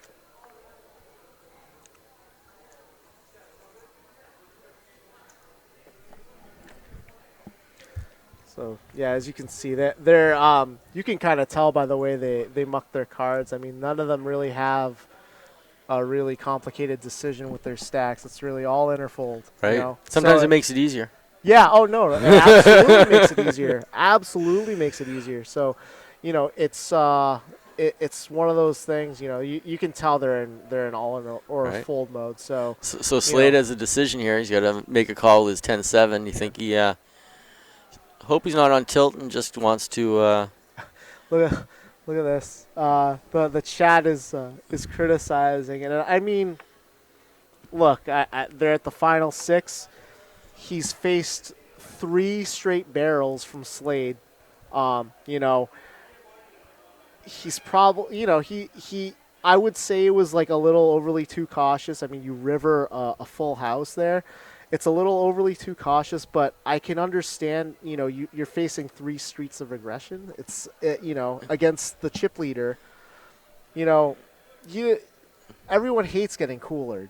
Everyone hates getting coolered. I don't care who you are. Like, it's one of the worst feelings in the world, and that definitely runs through your head a little bit, even if you're holding something as strong as full house or a rivered full house. It's just and I don't know if Brian's ever been in the spot before, but it can be a little stressful, especially facing 3 bets. That's Right. That's a bet on the flop, turn, and river.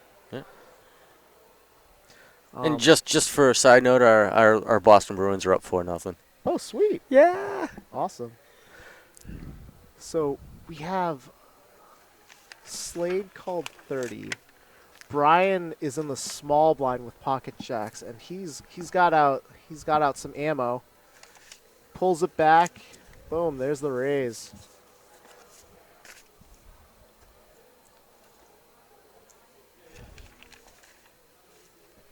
How was Adam and Eve prevented from playing poker? How? Actually, it was more craps, but their paradise was taken away from them.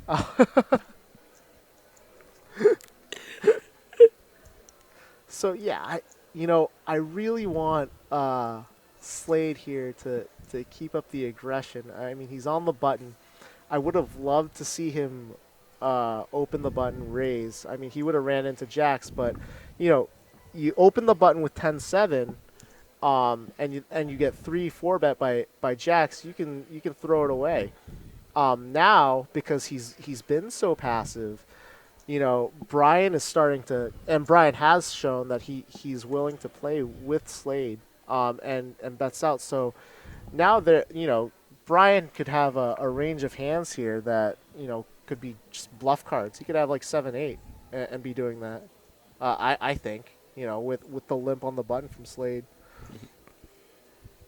But Can't forget Monday Night Football. Buffalo and Seattle are tied 14 points. I just got a notification on my phone that Jimmy Graham caught a touchdown, which I needed in my fantasy league. I walked over on break, one-handed, sick catch. You're gonna have to see that on the highlight. It was sick. I need him to get another one for me to have a chance, but I mean the half's not even over. Is the half over yet? Or? I don't know where we're at yet, but so speaking of Seattle, I'm in Seattle last November, and I'm staying at, I forget what hotel I was staying at, but there was a Children's Hospital charity event going on, about $1,500 head event, black tie, yada yada yada. Me and my little cousin are wandering around, and we decided to just check it out and see what's going on. So there's a silent auction going on, all these crazy items. There's a a bronze statue of a Seattle Seahawk head sitting there. They wanted like $6,500 minimum bid. So I turned to my cousin Matthew. I'm like, how much trouble do you think we can get in?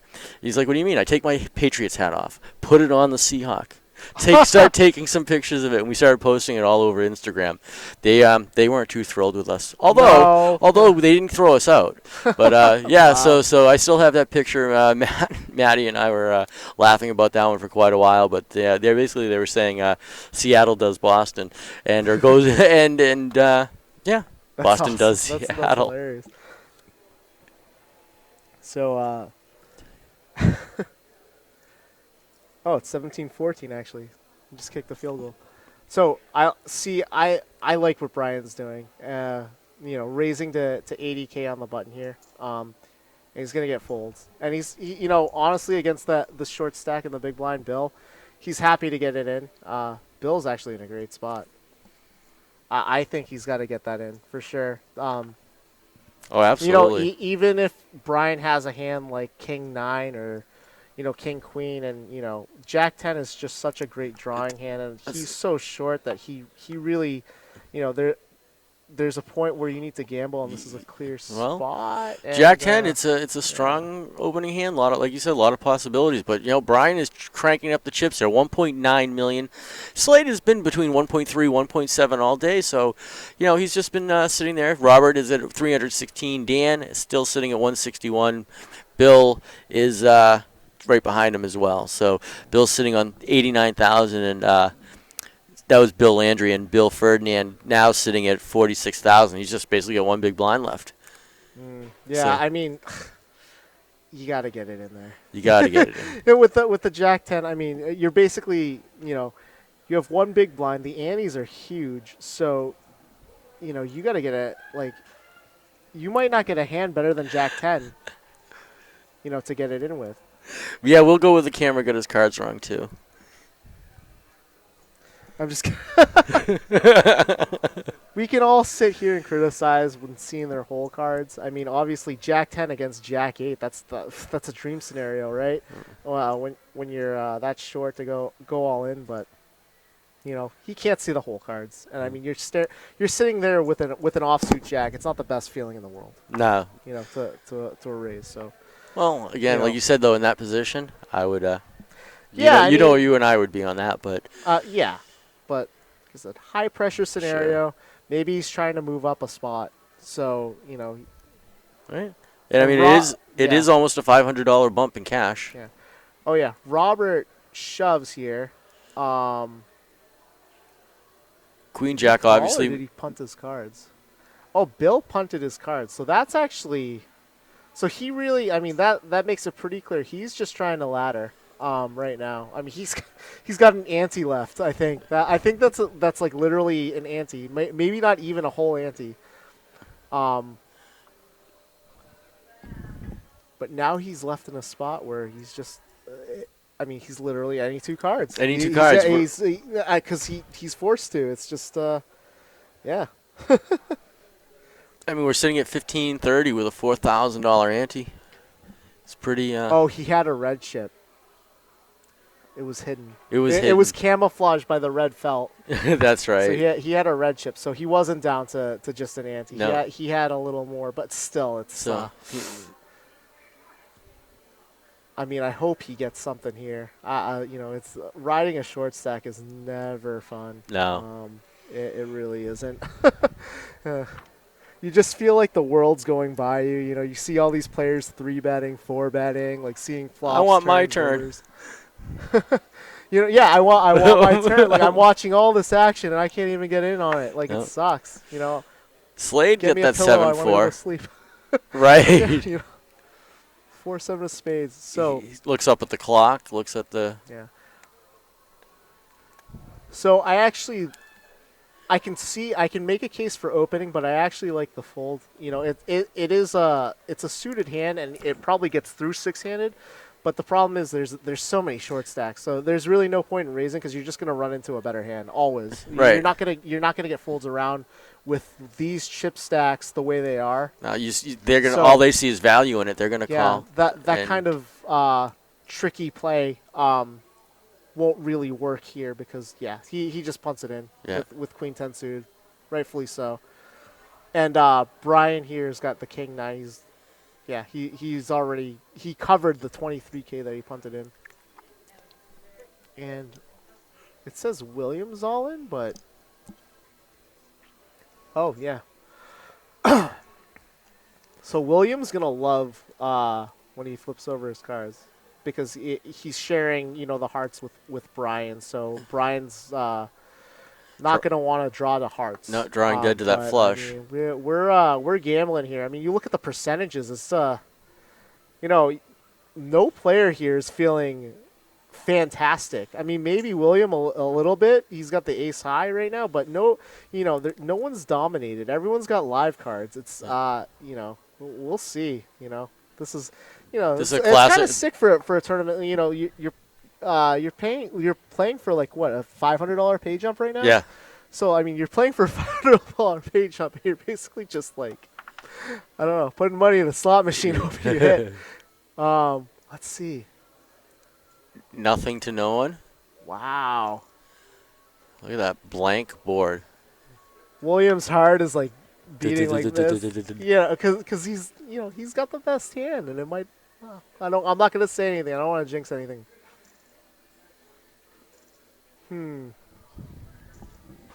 Can he fade one more card? Can he fade it? I don't know, man.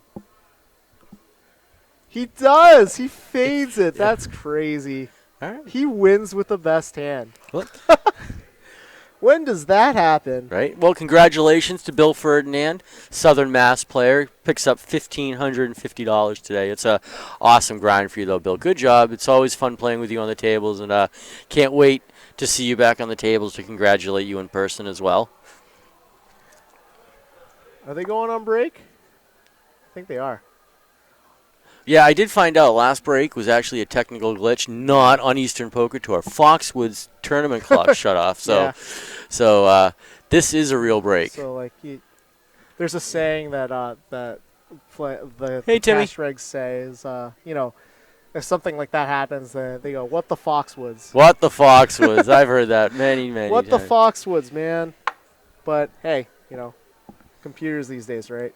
Exactly. But yeah, for William, that's a great, kick in the butt. Winning the last hand before break. You get to go, and walk around for a little bit and feel good about yourself. Because I mean, when you win especially that, that his tournament life was at stake. He won a 3-way all in. That's a huge, That's a huge chip up. it's a very big morale booster, and to go into break, winning that, I mean it's a good feeling. He's gonna come back. He's gonna be feeling good about himself. It's like when the Patriots defer the kickoff and take the kickoff for the second half, and they score just before halftime. They get the ball right back. They get that same kind of feeling. Yeah. So yeah, and it completely. Yeah, I mean, like, in that scenario, it demoralizes people a little bit because it's like they just score on us and they're gonna run it out again and they're gonna score on us again. But,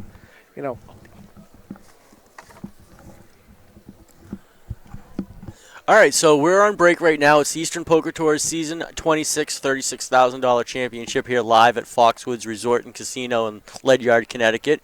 We've been hanging out all day watching the final 38 players from a little over 800 players over Saturday and Sunday make their way down to the final five we're at now.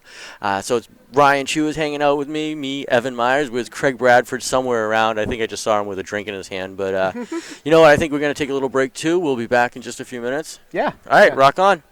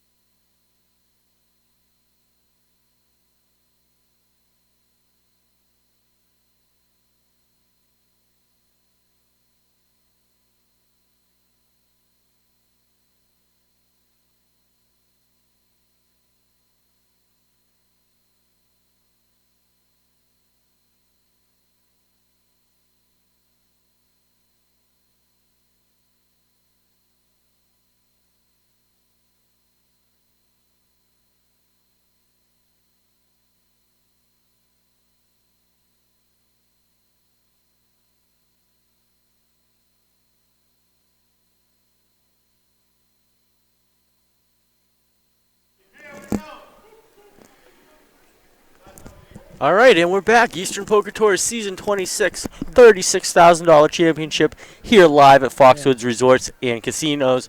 It's me, Evan Myers, along with my great friend Ryan Chua. How's Having it a good going? day, Ryan? Yeah. This has been awesome. And now that we're getting down to it, we're starting to see, a pretty sizable crowd form. We're hearing some people chanting names of their friends. It's been a great time, and these players, I think, are certainly enjoying themselves. So during that break, we actually colored up the yellow chips, so you won't see them anymore. The blues are 5K, and the reds are 25,000. Right. All right. So Robert here, he has been card dead. He's got King Jack suited, and now he's thinking. But I think with his stack, he's got 370K. Yeah, it's not a great feeling, but you gotta get it in there. You definitely gotta get it in there. If you get called, hope it's something like eights or nines that call you, not like king queen or ace king. Right. But yeah, the problem with he just elects to flat here. So flat meaning he just calls. Oh no, he goes all in. Okay. Whew. He set it all in. Good. I like that. That is the right move, Yeah. I think. He's gonna get folds, and let's William see folds, Dan folds, Slade is contemplating his cards. Oh, the suspense is killing me. What is he thinking about?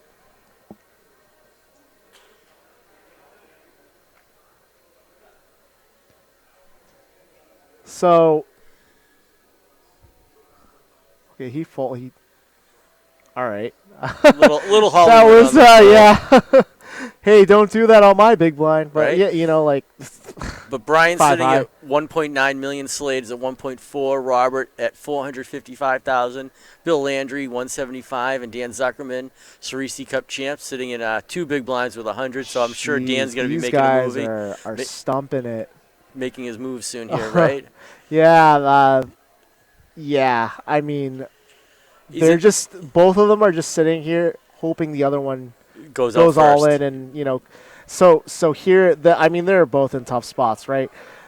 If Dan goes all in here, if it folds around to Dan and he goes all in here, he's gonna get called by Slade and Brian, and it's just gonna get checked down, and he has to get lucky. So it's yeah, they're in bad seats,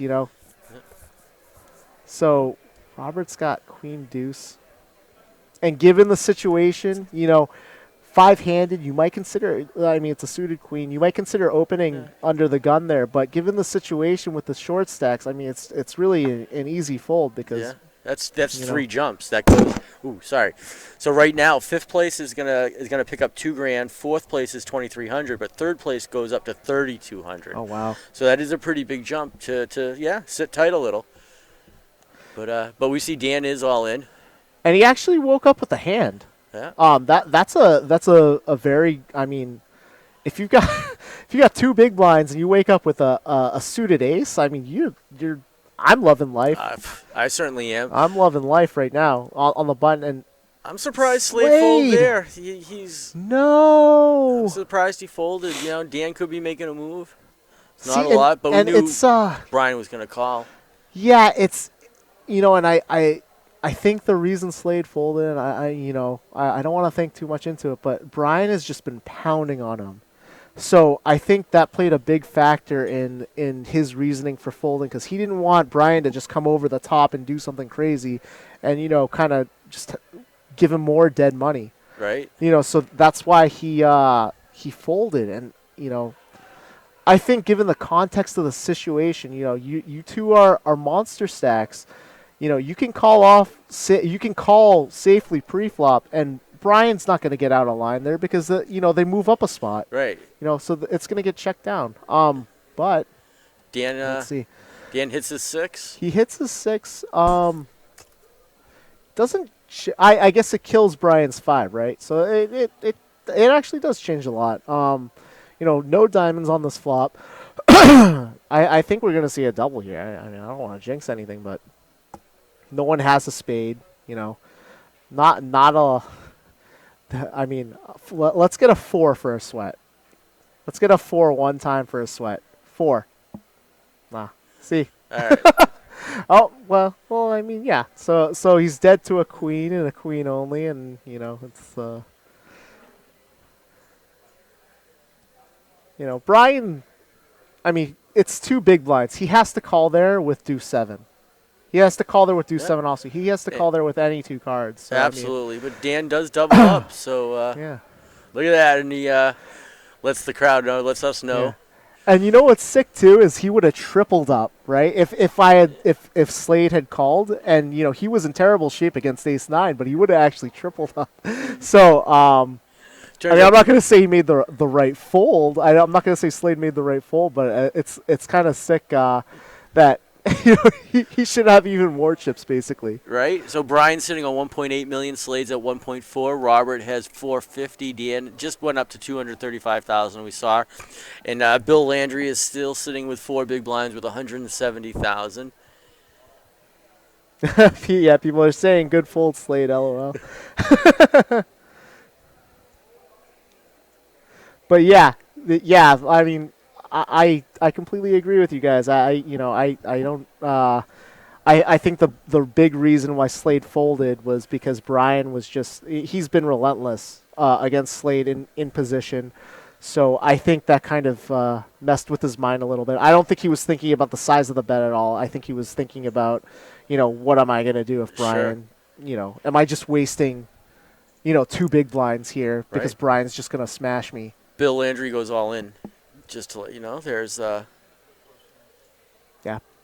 Oh, that's I mean, it's a nice 5-handed, Ace 10 suited. It's a monster. That becomes that becomes a tier 1 hand. That's a monster. And oh well, Brian wakes up with Ace Jack. Yeah, that's a little sick. Yeah. I suspect he's gonna raise here. He wants to get Brian. Yeah.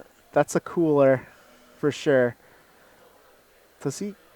Well, he announced something. I think he announced call, and I mean, If I'm Robert, I'm folding a lot of hands there because you've got a decent stack, but you're still short. So Brian is in great shape here. I want to see a jack high flop with 2 clubs. All right, you want the sweat value. Come on. All right, maybe we can get the sweat dripping on the turn. So we jack of clubs one time. Or 9 of clubs. I'll take the 9 of clubs. Nah. So he's dead to a 10 and a 10 only. So that's he knows it's pretty much over, and it is over. But that's them's the breaks. He got a glimmer of hope with the club out there on the flop, but no luck there. All right. Well, congratulations to Bill Landry. That was an awesome showing from Southern Mass. Bill picks up in fifth place, $2,000. So, $25, $20 to get you into a pub, $25 to get you sitting here at Foxwoods, $2,000 payout. Not bad. Not bad at all. Not bad at all. If I could turn $45 into $2,000 on a regular basis, I'd be doing nothing else. I'd just be Nothing else. So now we're 4-handed, and it's gonna get serious now. It's gonna get real serious. So this 4th to 3rd pay jump, I think, is pretty huge. I mean, it's $900. That's for this tournament, that is huge. That's massive. And then the pay jump from 3rd to 2nd is even bigger. I mean, these guys are playing for pretty serious pay jumps now. So Dan's getting a little fancy with the camera there. I think he just took a picture of the table. We're getting, we're we're getting down to it, and $2,300 to the next person out. Jeez, getting a little jealous. So Slade's got the 6-8. So 4-handed. I mean, the hands you should be, so 6-7 is absolutely a hand I would open with on the button there because your hand value just goes up so much. And if you open the button, I mean, like, Robert's got a pretty strong hand for the small blind, but he's not in a very good seat to call and open from the button, because if he calls, he's pricing in Dan, and if Dan he's just in a terrible seat. Right, and if Dan So- shoves, what does he do with that? Yeah, so he can't. So Robert here, he's been doing this all night. He's a thinking player, and he knows here that calling is probably the worst option. Right. He's got his short stack to his left with a big blind already in. He's got to decide, am I just going to give him the small blind, which is I think is perfectly fine. Me personally, I just blast it in there. I just shove it in there with the way the blinds are, and hope he doesn't wake up with a hand. You only have one person left to beat, and most likely they don't have a hand. So he's definitely thinking about that. And I respect it a lot, actually. He's not just gonna call here. We're gonna see an all in or a fold.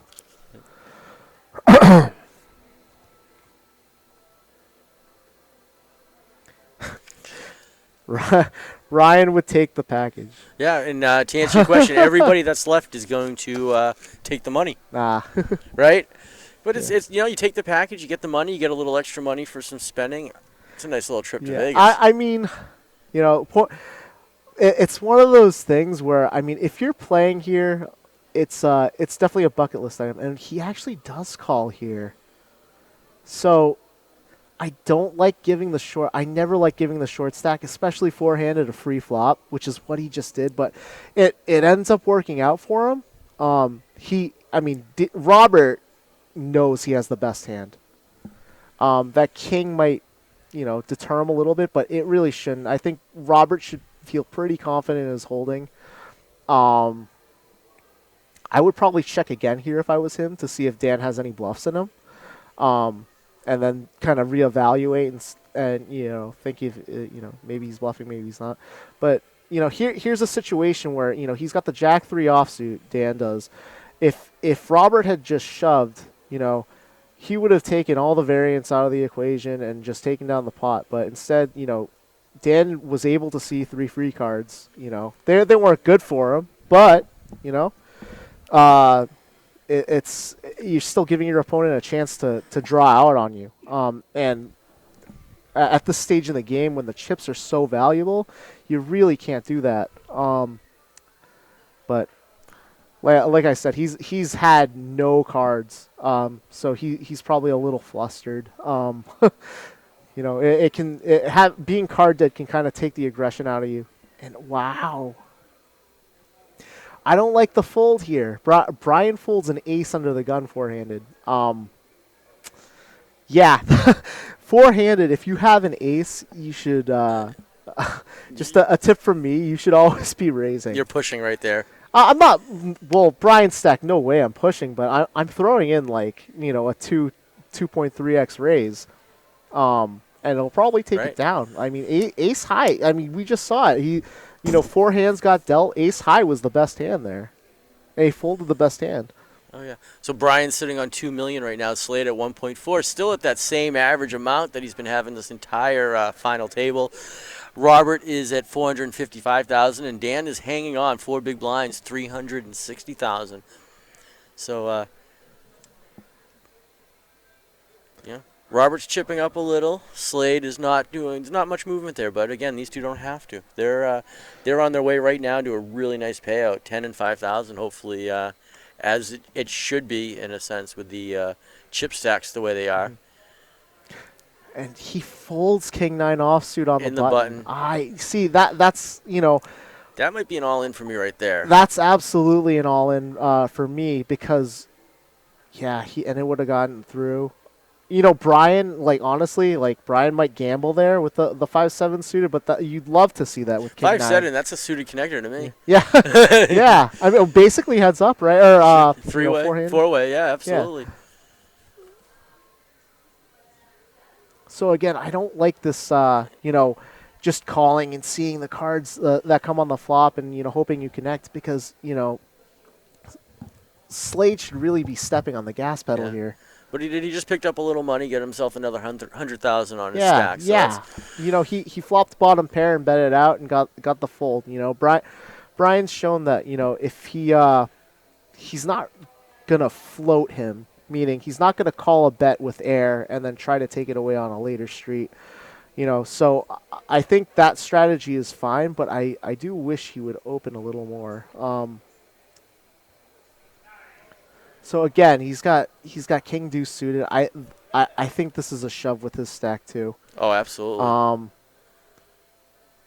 But I mean, he's playing the waiting game. Yeah, he is. He is playing the waiting game. And Slade here, he's got Jack 6 off. I mean, I could see folding here, but I definitely can't see calling. So he does raise. I like that raise. I love the size because it's small enough where if you have absolutely garbage, you're just getting out of the hand. Robert here, 60K to call you. It's a 2.5x raise. So he's a little short stacked, but the queen 8 suited. That's a really tough spot for that seat. So he optimal play here. I think with his chip stack, he either has to shove or fold. I mean, it's that's the thing about the 2x raise is it just it's you can't call it because you're giving away chips if you miss the flop, right? Oh, and you miss the flop most of the time. I mean, queen 8 suited again, pretty cards, but you're missing the flop most of the time. So I think the best way for Robert to win right now is to shove. And I'm not just saying that because we can see Slade's whole cards too, but clearly he shoves. Slade snap folds. But hey, I'm just a guy. I'm not at the final table. Not this one. You and I aren't sitting there right now. Yeah, I'm sitting here with a microphone in my hand. So. But like you said, the crowd is forming around him. Yeah, Getting a little noisy. There are a lot of people gathering, and you know what I like too actually is that you see a lot of the players that even made it to this day too. They're here supporting like the people that play in the regions and stuff. Yeah, Eastern Poker Tour is cool like that. You got these players that play 4, 5, 6 days a week together, and it really builds family and camaraderie. And if anyone's thinking about getting into it, it's just a lot of fun hanging out, and you get some food every night while you're there, and nice free dinner. Dan says in his bio earlier that he's being a single guy, he loves the cheap meal. So cheap poker, cheap meal, and keeps his budget in check. See, and this is why, I don't want to say I told you so because of the flop or whatever, but, if Robert had just I'm not going to say just shoved. You never feel comfortable shoving with queen 8 suited, but if Robert had shoved, Slade is never, ever He's not calling a shove. No. Not for 10 big blinds. No, he doesn't want to double up a small stack at this point with no hand, but, he smashed it. Yeah, I mean, see, Robert's not thinking about calling or doing anything here. He's just, I think he's just processing the fact that this sucks. Right. This is this sucks. I lost 100,000 chips. I lost a quarter of my chip stack in just to see these 3 sucky cards. Right.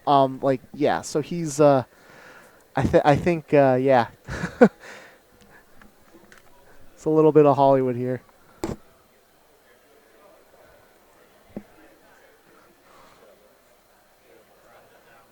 So yeah, we see the fold, and is he gonna show? He does show, and I don't like that. No. It shows you're opening the button with Jack 6 off. Depending on what kind of game you're trying to play, I wouldn't. You told me when you guys said when I had Jack 10. I heard it all. You're right. I didn't think about it till after, but yeah, you're right. We all do it, man. So, I should have pushed. I should have. So walking by. Hang on, Bill. Bill, come here. Hey, Bill. How you doing? Hey, doing good. So walking by, we had Congratulations, by the way. Yeah. Thank you very much. So what was it like to be at the final table, Bill? It was unbelievable. Unbelievable. And I never thought it'd even come close to that or even get to this day. So you're a Southern Mass player, Yes. and are you one of these guys that plays 4 or 5 nights a week? I usually play 3 nights a week sometimes if I can, a couple other nights. I got, 2 kids, so I play when I can play, but usually 3 nights a week. That's awesome. No, we're sitting here. Bill Ferdinand, who came in 5th place, had a nice little payout today. Was that a $2,000? Yes. 2,000 Yes, 1550. $1,550. Nice payout for you. Yeah. Yeah, I mean, to your credit, man, I mean, you were card dead the whole time. I was. I mean, yeah, you didn't really see anything, and it's tough when you get to a final table like that and you just don't see anything. So I mean, I the Jack 10, I think, yeah. I mean, you heard what we said. I think it should have gone in, but I can completely see why you know. And what scared me away on that was he was the big chip stack. Yeah. I figured he had at least an over on me. I didn't want to go all in unless I thought I was the best hand, and I thought I was behind. So, in retrospect, with my chip stack, I probably should have pushed it in, but that's poker. Yeah, absolutely. I mean, and it's great too because you have now you have a tool. I assume you're probably going to be playing more of this stuff, so you have a tool to kind of go back and see like, like how did this person play this hand against me, and how did I react? Do you think that's cool? Do you see yourself watching this again, or? Yeah, I'm definitely going to watch this and see what I did wrong and see what I didn't. But I'm normally a really tight player, so a lot of the things I did, I'm probably only going to change a little bit. Yeah. And I really tightened down this weekend, trying to play the big hands, the good hands, and get my money in when I thought I was best, and it worked out. I got a lot tighter this time than I did have the last couple times, and it worked out for me. Yeah, you're getting a lot of shout-outs on the chat, by the way. Stephanie gives you a nice nice job. A lot of Brett, support and love. Brett wishes you congrats. So thank you everybody. Awesome. It was a great time, a great experience, and hope I'm lucky enough to get back here again. It takes a lot of work and a lot of time. So what did you think about the whole event here at Foxwoods? What about the whole weekend? How was it for you? I thought it was awesome. It was a great time. They put on a great venue. Everybody here, from the dealers to the photographer. I mean, the photographer did a phenomenal job. He talks to you. You get does a lot of things. Takes some good pictures. I've seen him online, and I mean, the photographer does a great job. So hopefully, he's been here a few times. Hopefully, he keeps coming. He's a good guy. So yeah, Chris is a great guy. Everybody here does well, and they're really good. Never had any problems. So it's a great time. I mean, I'm doing it all day, every day. So. Well, excellent. Well, congratulations, Bill. And, I'm going to see you on the table soon. We play together quite a bit. Yes, so we do. Looking forward to it. Now you got now you get the chip on your shoulder. That's right. We're all coming for you. All right. Thank you very much. Right, Have Bill. a good day. You too. Congratulations, buddy. Congrats, man. Thank you, guys. Yeah. So we got Robert here with Kings. What a hand to come back to, right? Right? So he's been card dead. He's sitting here right now. And after being card dead for so long, you wake up with a hand like Kings, and he's just, you love to see it, but you really start to think, how can I really extract? How do I make money on this? Yeah, I need to make money off this hand because I've been so card dead. So he might, I could definitely see him getting a little tricky here, but with his stack size, it's hard because if he just calls, something's up. Absolutely. Something's a little fishy. Four-handed, you're just going to call under the gun.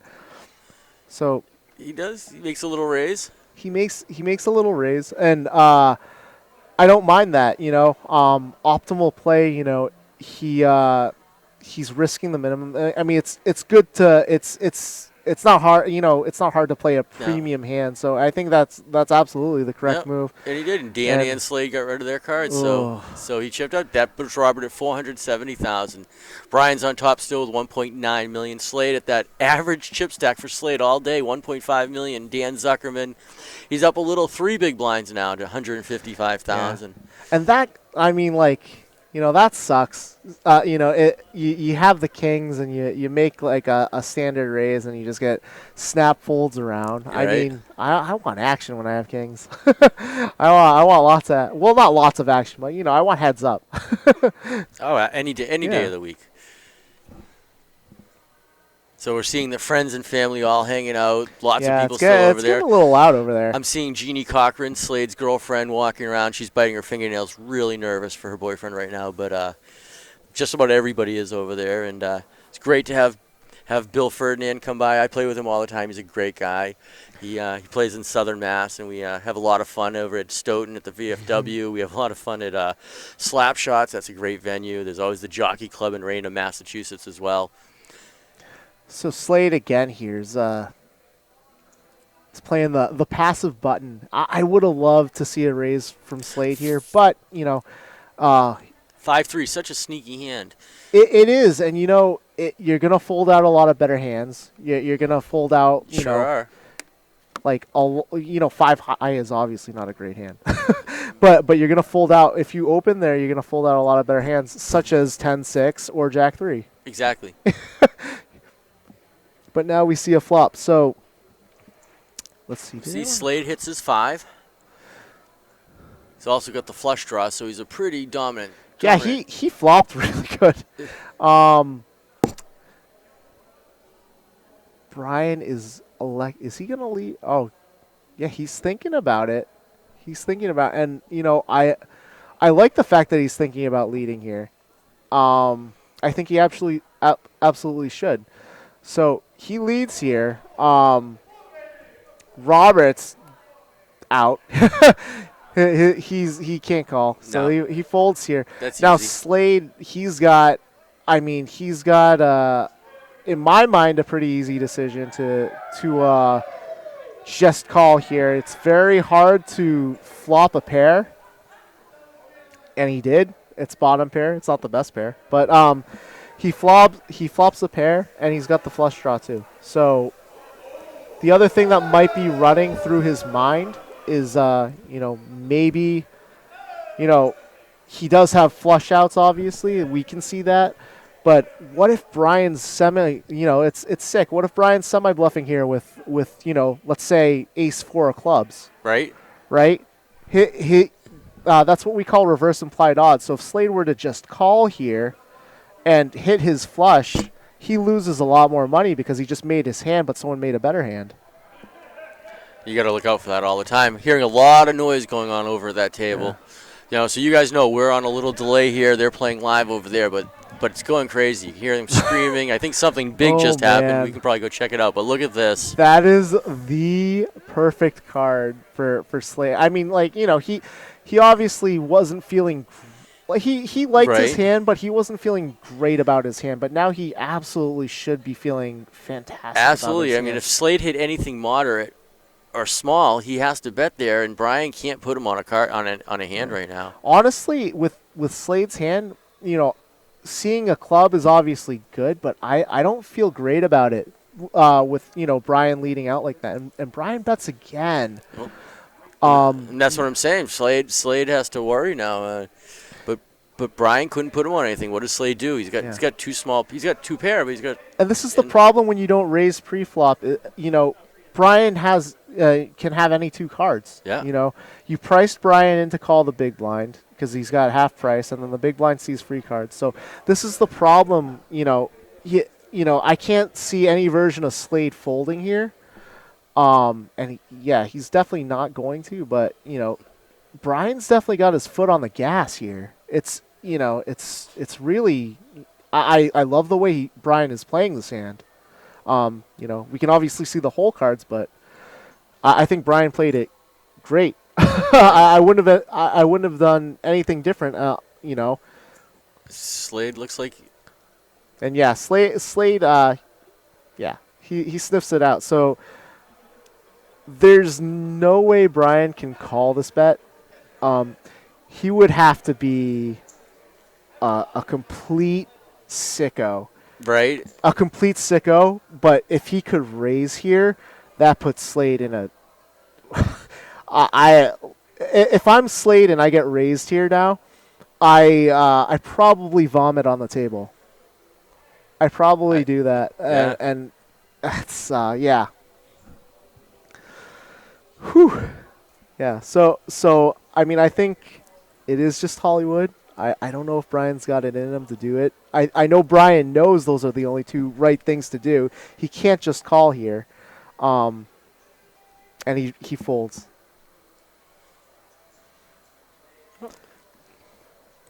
So Slade ends up winning a bigger pot after all that. After all that, his first big chip up in a long, long time. Yeah, but so let's look at this. Slade now is at 1.8 million. Brian now in second place drops down to 1.6. Robert from the North Shore has got 425,000, and Dan is just sitting tight, 150K, 3 big blinds. So I suspect Dan is very close to an all-in as well. That's pretty brutal. Yeah. See, like he's just kind of like playing with his one chip. So we got the North Shore, we got Central, we got the North Shore twice, right? And Rhode Island represented here at the table. That's pretty cool. So Northern Massachusetts, Central Massachusetts, Rhode Island, all in the house. Wait, so they're all from different regions? Yeah. That's kind of cool. Yeah, it is. That. It is. Well, it's like a turf war now. Right. Well, Brian's from the North Shore. Dan is Central. Slade is Rhode Island, and Robert is North Shore. So we got two guys. Oh, we got two North Shore. Two North Shore guys. I don't know. I remember Robert. Brian must be fairly new. But yeah, everything I've seen from Brian, he's a pretty good player from what I've seen, and I still am rooting for him.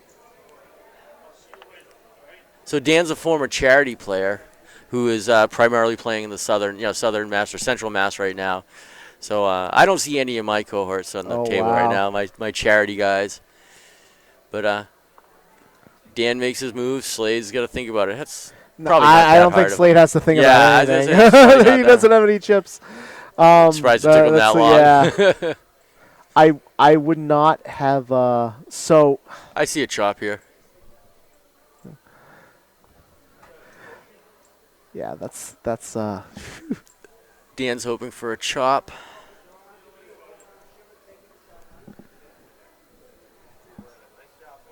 Oh, man. That's rough. Again, I would like to see Slade open, but hey, ended up working out. Oh. Bang. Look at that. That's crazy flop action. Ace of diamonds. Ace of diamonds. Right? Ace or 9 of diamonds. I would absolutely die. That's boring. Right? However, look at the chop percentage. Boom. And that's... Yeah. That's actually... I mean, if you get it in bad, that's a great That's flop. all you can hope for. That's a fantastic flop. Yeah, believe it or not, Dan actually made some money on that. Wow. Yeah, and it looks like Dan wasn't even sure if he had won that hand or not. He couldn't tell. But Dan now at 170,000. Rob, Dan actually thought he lost the hand. Yeah, he got up for a second, and he's like, "Wait a minute." When you're playing this long, your eyes start seeing things. Your eyes start seeing things, and I can completely understand that. I've definitely done that too. Thought I lost a hand or thought I won a hand. Like, yeah, we've done that. Yeah, like whoa, like wait, what are you talking about? Brian dumps his queen 4, sitting tight. I think that's fine. I think Robert again ace. You gotta open. You gotta open.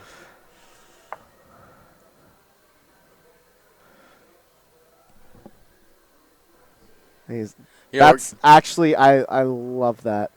I love that he shoved there. Yeah. I think he absolutely should be shoving any ace there, and it's gonna get through. I said it's going to get through. Slade, I said it's going to get through. Okay, good. He heard you. He heard you.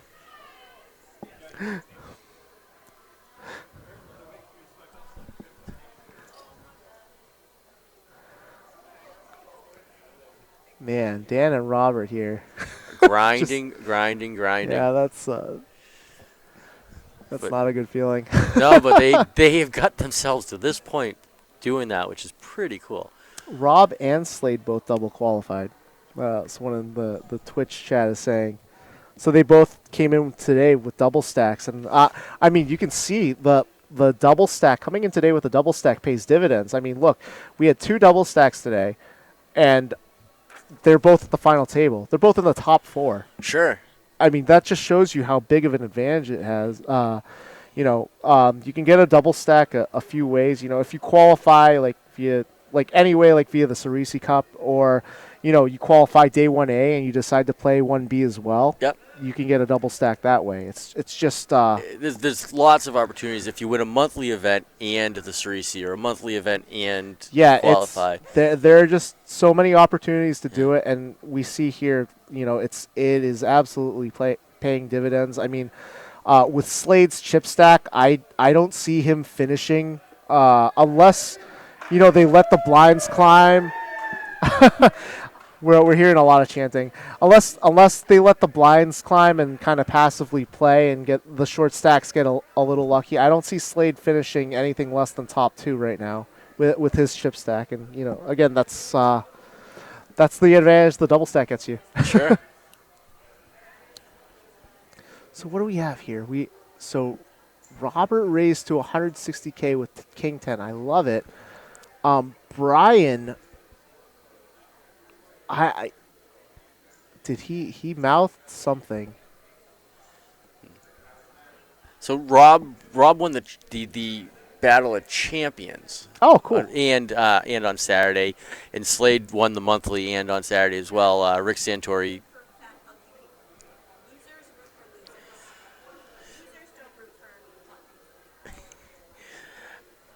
So yeah, Rick Santori gave us that bit of information. We got lots of people that walk by and like to try and distract us every once in a while. It's kind of funny. They're like talking to us, but we're on delay. We don't know. Yeah.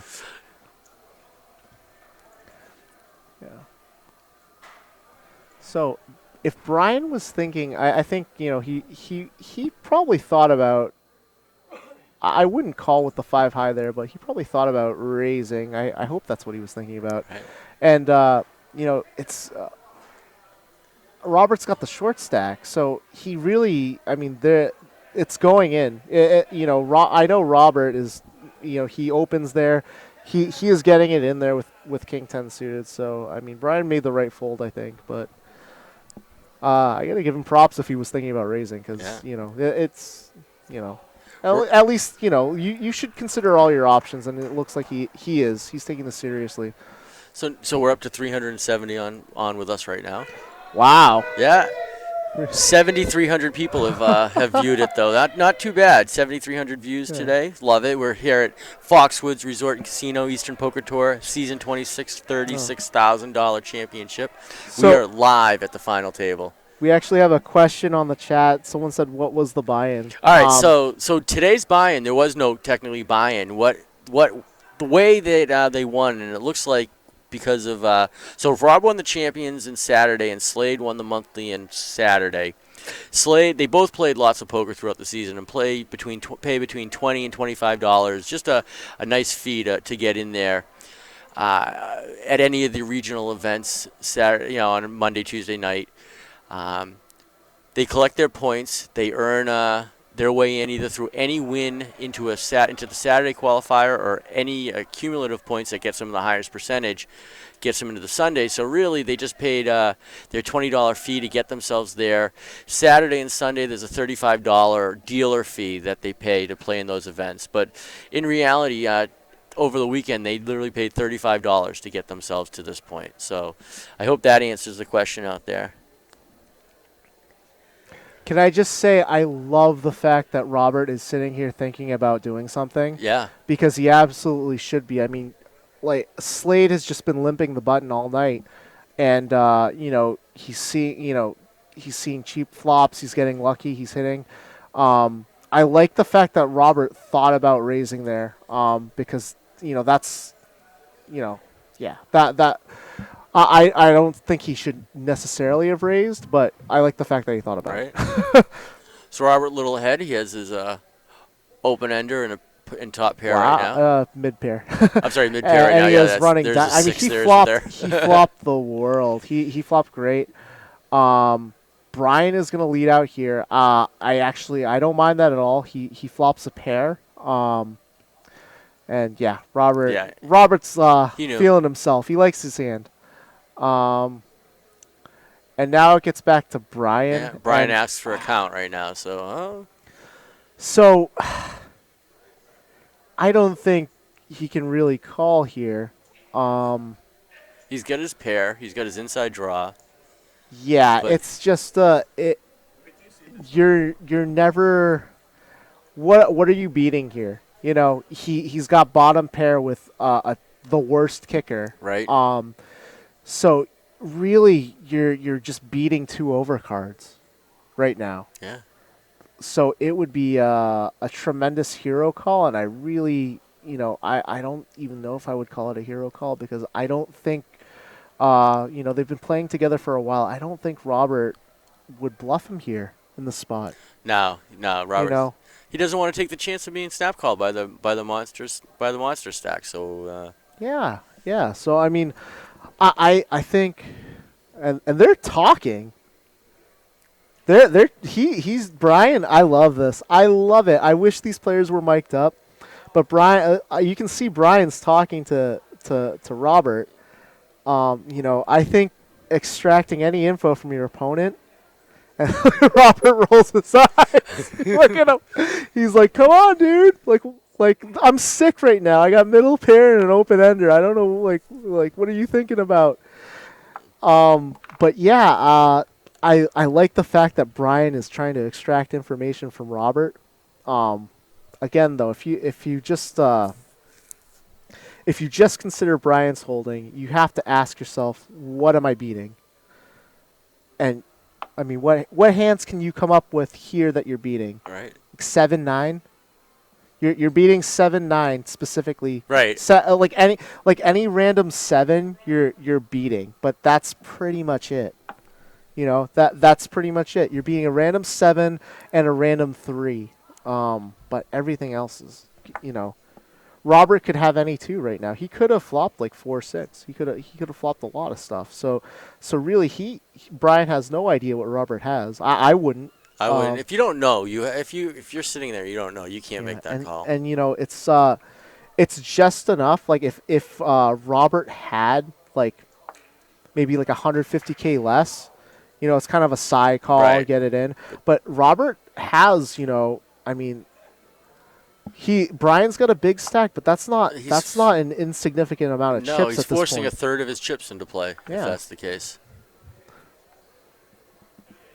So yeah, I mean, I've watched Brian grind this all day, and I don't know. I think I hope he finds a fold. I think he does find a fold, but we'll see. Thanks, love Rick, by the way. I love this chatter. I love what's going on here. I think this is what poker's about. I think, if you can extract information this way, and I'm not the best at it. I'm not the best at table talk. It's something I wish I could get good at. It looks like Brian's trying to do a little bit of it here. I mean, yeah. So that guy Dog Boy, just to let you know, Gorilla Gaming is who's responsible for this table. Gorilla Gaming makes tables all over the country. You've seen them in many casinos. This is an RFID table, so all the chips in the table, the cards rather, have chips in it. The table has readers in it. But Gorilla Gaming, you can check them out as well. They have new tables out there that have USB ports now in the side, so you can charge your phone, get power to the table. So yeah, cool table. Definitely a cool table here. Look at this. Jason Coop says clock. Right? They've been calling the clock every once in a while so, online.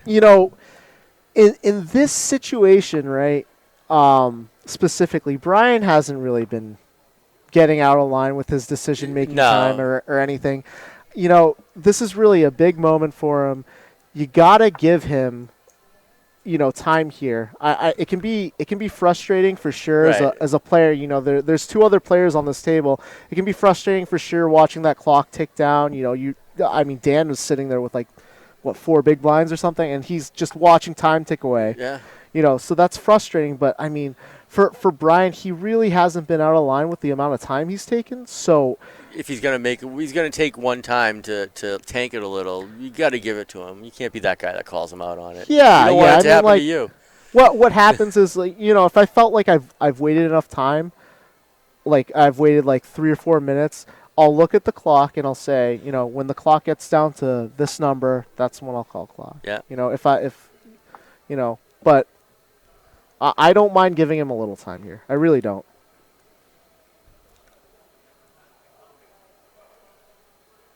What what website do you guys recommend to play poker online in Massachusetts? You can go on to Zynga at Facebook. You can move to New Jersey. You can move to Canada. So in all seriousness, there's a. He makes the call. I play on Ignition. Wow, he makes the call.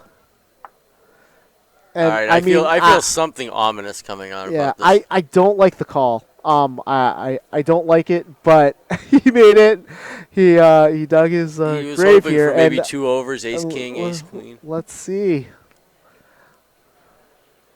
All right. Let's see. This is a big moment for Robert. Card dead all day, gets it in good. This is huge. This is huge right here. Oh my God! He gets there. He got there. He gets there. He gets there. Wow, that's so gross. That's so gross. And I'm glad I'm watching and I wasn't a part of that. Exactly. Because that's ugly. Well, that is ugly. I mean, you got to take the good and the bad. We all remember moments where we got it in so bad and came out on top somehow. Well, want to congratulate though Rob Miller from the North Shore. He picked up $2,300. Not bad payout today though. And look at Dan, 2 big blinds. You were just saying, Dan's 2 been big sitting blinds, here watching and that clock. He makes $900 more by doing nothing. I think between 3 and 4. That's huge. So there's still 3, 4, even 5 players left. He's been sitting here watching that. He just chipped up. He's laddered up a ton, and I mean, $900. I mean, that's pretty sweet for doing nothing, right? So another pay jump. So now we're 3-handed now. So I mean,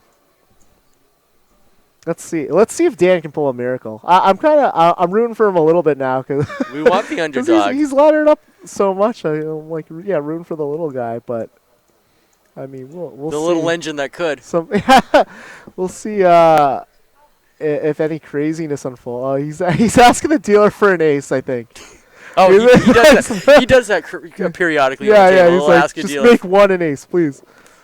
Right. So Slade folds under the gun. I don't blame him too much. Oh, no. He gets a walk. Wow. Look at Dan, 135,000 in chips, 2 big blinds. I mean, I would have just gotten, killed the formality and just had, Slade, right, call and well, and just have it get in and just check it down and knock the guy out. Oh, but yeah. Hey, it's EPT. We're friendly here. We have a great time, Brian. We have a good time. Brian's loving it. He's over there. You can see the smile. He's sitting on his $2.2 million in Slade. Still at that same final table average of $1.7 million. These guys are going, oh, nice hand, King 8, 3-way, suited. That's the nuts right there. Yeah. He should absolutely be raising on the button here. He's looking over the side. Maybe he's asking someone to do with King 8 soon. I don't know. But, let's see. And there, that's absolutely correct. So, what was his size? Like 160?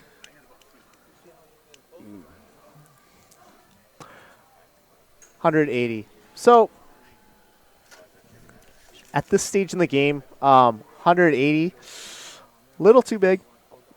I think. I don't think you need to 3x it here with the stacks the way they are. I think a 2 or a 2.5x open on the button accomplishes the same thing. You're gonna fold out, garbage hands, but you're gonna get called by 8, 9 garbage hands. Well, No. I mean, Slade's got King Jack here, right?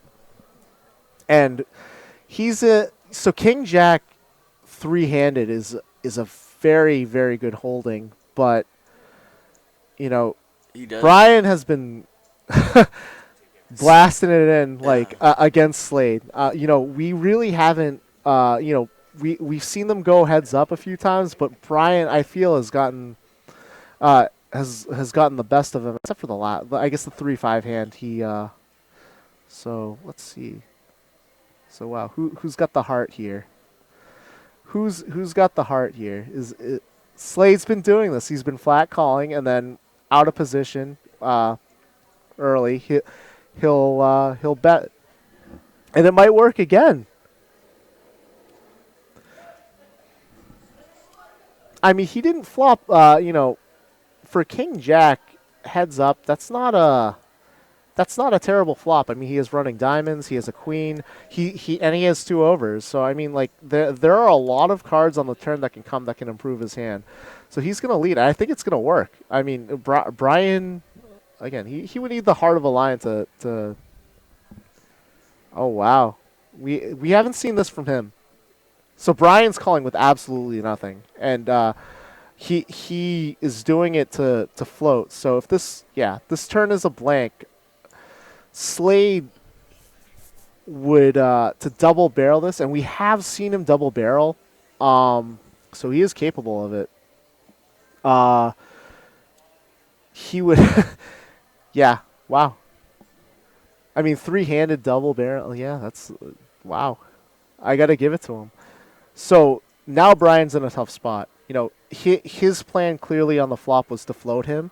So here I think you should be raising. If you want to continue with the hand, or you can decide to fold, and he does raise. He called the flop there with a plan. He only had king high. He called with a plan to take it away on a later street, and that's what he's trying to do here. And I love the play. I wish the size was a little bigger. He only min raised, so he's basically goading Slade into calling.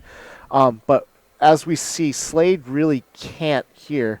I mean, the 6 of clubs is probably, it's just a dead card for him. So, I mean, if he hit a diamond, if he hit like an 8 even, to give himself the open ender, he could consider continuing, but he didn't improve in any way, shape, or form. So, I can't see him calling here. My gut says he folds, but yeah, he would have to have, and I've been saying it all day. He would have to have the heart of a lion to raise here. Well, let's see. Maybe he does have the heart of a lion. he's checking out Dan's. He's checking out Dan's stack. Yeah. Trying to see where where. Yeah, I mean it's and just. he lets it go. Yeah, that's a good point too. That's another consideration. You got a guy sitting next to you with 2 big blinds. I mean, do you really want to play a gigantic pot right now? Not at all. I mean, the pay jump is over $1,000 now, right? So third is 3,200 to 6,000. That is a significant jump. That's so they're playing for. I mean, does he want to risk $2,800 on a hunch when really the other guy's when Dan's gonna go out and a few hands? No, so it's about 11:15 here Eastern time at Foxwoods Resort and Casino here in Ledyard, Connecticut. We're watching the Eastern Poker Tour Season 26 $36,000 Championship live. Having a great time. It's me, Evan Myers, and Ryan Chua, two little fun poker players who just like playing poker. So we're hanging out, having a good time with you guys tonight. But we're lucky enough to sit here watching the Eastern Poker Tour's final table. Almost 800 plus players over 2 days grounded out to get to this position, and we're looking at the final 3. Lots of people are checking in. Don't forget, still got lots of poker to go. You can find us on Twitter, Facebook. We're obviously on Twitch right now. Lots of like I said, people checking in. Brett, what's up, buddy? Corey checked in. How you doing, Corey? I know you were interested in that hand. We talked about that texting for a moment, and here we go. Look at that hand. See, Slade again is playing a little passively in the small blind against Brian. He's been doing this the whole final table. Right. And I mean, Brian happens to be holding some primo cards right now, especially 3-handed. So he's gonna get raised, and it's gonna kind of Slade's thinking, this kid's been punking me all night. I know. At some point, he's gonna take. This kid's been punking me all night. This is definitely running through his mind. I can't. This kid never lets me see a cheap flop, he might get stubborn here,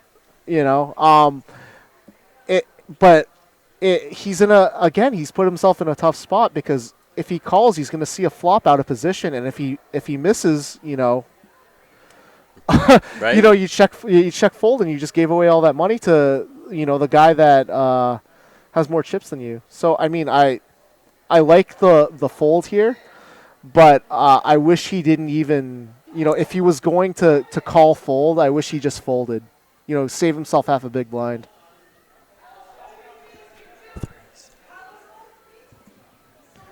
So just in case you're interested, I think that says we've gone through 3 terabytes of data in streaming this information live. Holy cow! No, dude, that's 3777.33 megabytes. that's Do the math. no, that's 3.7 gigs. Is it 3.7 gigs? Yeah. No, it's 3 terabytes comma. is It's 3 terabytes comma. is low. No, it's 3 comma 779.42. All right, whoever's online that can do that math, we want to hear that math. How many bytes? I think is we're 3? about to sound really dumb. Hey, it's almost 11 o'clock. You're allowed to get punch drunk. Oh wow, time flies. So Dan here, that's an easy all in with the ace 4. Easy all in. And Slade makes the right call with his ace deuce. I mean, it's just one of those situations where Dan doesn't have any chips, and Slade needs to call off. Or they both need to call off like almost any two to get the ladder jump. So Dan is that's awesome. I mean, it feels good when you get your cards and you're dominating the other guy and you flop your other card. I mean, it's a great feeling. So there's the double up right there. And I don't know, he's feeling himself. Look at him. He's holding a chip. He's pointing. He's Smiling he's for the laughing. camera. Yeah. The magic chip. Yeah. He's been card dead so long. He's like, I won a pot. I did it. Way to go, Dan. Are we going to break again? No, I think we're gonna Oh. go in a few more minutes. I think they're. Yeah. Where's Well, he left his cell phone. Maybe he's coming back. Yeah. The dealer's looking. He's like, are you coming? It's kind of you don't really want to miss any hands 3-handed. I don't know if that's really a tip I need to throw out there, but you're playing for 10 grand. You probably don't want to walk away from the table. Are you allowed to feel yourself at the table? Depends on what you're feeling. Yeah. Or That who, seems like it would be against the TDA rules. I like that. right? We'll have to have Craig find out the rule on that one. So Brian here has King 4 off. I absolutely think he should be opening that from the button, but he folds. Dan, he should either be shoving or folding. With again, he's still short. Yeah, you get rid of the cards. Next hand.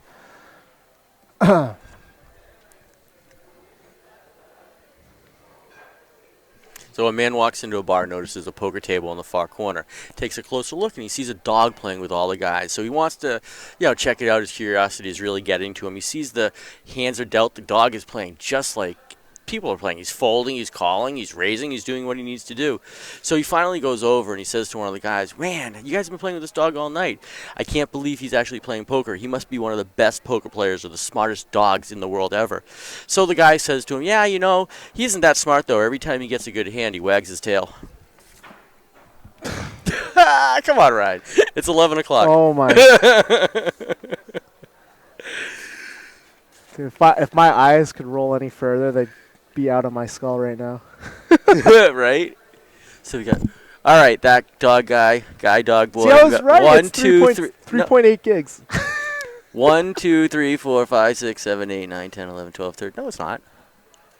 So we missed this. So I believe Slade again played this a little passively, and Brian here flops bottom pair, and I love the call. I love it. It's hard to make a pair heads up, and he does. The jack comes, so he's got a double gutter right now. Actually, A queen or an 8 gives him the straight, which is interesting. I think he just check folded though. I think if Slade had stared at that board a little longer, he might have thought about it more because, I mean, it's kind of one of those things you need to think about. Well, I have a gutter ball, but now that the other card, the turn card comes, it actually gave him a double gutter ball. So he had 8 outs if he thought he was no good. So I think he folded a little too fast there. What do you get when you cross poison ivy with a 4-leaf clover? What? A rash of good luck. Oh my god. Come on, the hits keep coming.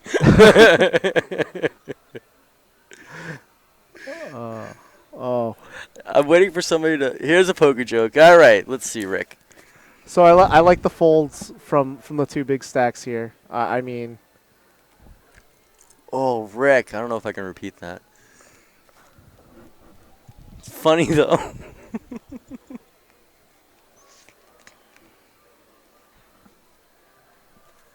Did you see the joke that Rick just wrote? Yeah, I did. I was just That's laughing pretty at that. See, why can't you come up with that stuff? Oh, I don't know. There are more. I mean, it is the internet. I can go down that road, too. Yep, those should go into the muck. You should be opening a lot of hands on the button, but that's not one of them. Let's see. Let's see what Dan wakes up with here. He just gives it. Caps his cards for. Wow. Yeah, I don't. Suited 3-5. I mean, yeah. What are you really being, right? You're not. You're not getting it good. Let's put it that way. So. Sure. See why you would fall. Brian is chipping up 2.9 million sitting on. So, Slade just got hurt, 935,000. So that might be a difference maker right there. And Dan is still sitting at 185. He's got 3 big blinds, so he went from 2 to 3 now. Jeez. Still sitting there. Goes from bad to worse. So blinds are sitting at 40,000, 80,000 with a what was that? What'd you see for an ante? $10,000 ante. So that means it's $130,000 every pre-flop. So Yeah. it's a lot of money just sitting there.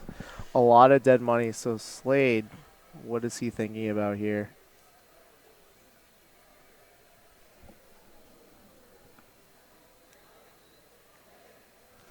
Yeah, what's he? Is he talking to someone? What? He's like staring off intently. Then he just looks his hand. And yeah, see, 3-handed. I really don't think you should be showing your cards. No, definitely not. Because your range is just getting so much wider, and you kind of need to play mind games a little more. And when you show cards for free, it kind of takes that away. It takes that element away a little bit. But hey, we're all friends here. It's a friendly league, so yeah. Again, wow, all these guys are card dead. All right. So Brian here, yeah, Any ace 3, absolutely, yeah. You got to put pressure on him, and if it goes, I mean, he's got 3 big blinds, so it doesn't matter. There's no real decision here. If it goes in, I mean, the ace 3 is a snap call, but quite frankly, I would just say all in and just see what Dan does, because he's not folding to an all in if Dan goes all in here. I mean, this is a spot where I think you just have to gamble. I mean, that is not a great hand, but with 3 big blinds, I mean, I would just, you laddered. You're facing 2 huge stacks now, right? With 3 big blinds, so you're not going to ladder up anymore.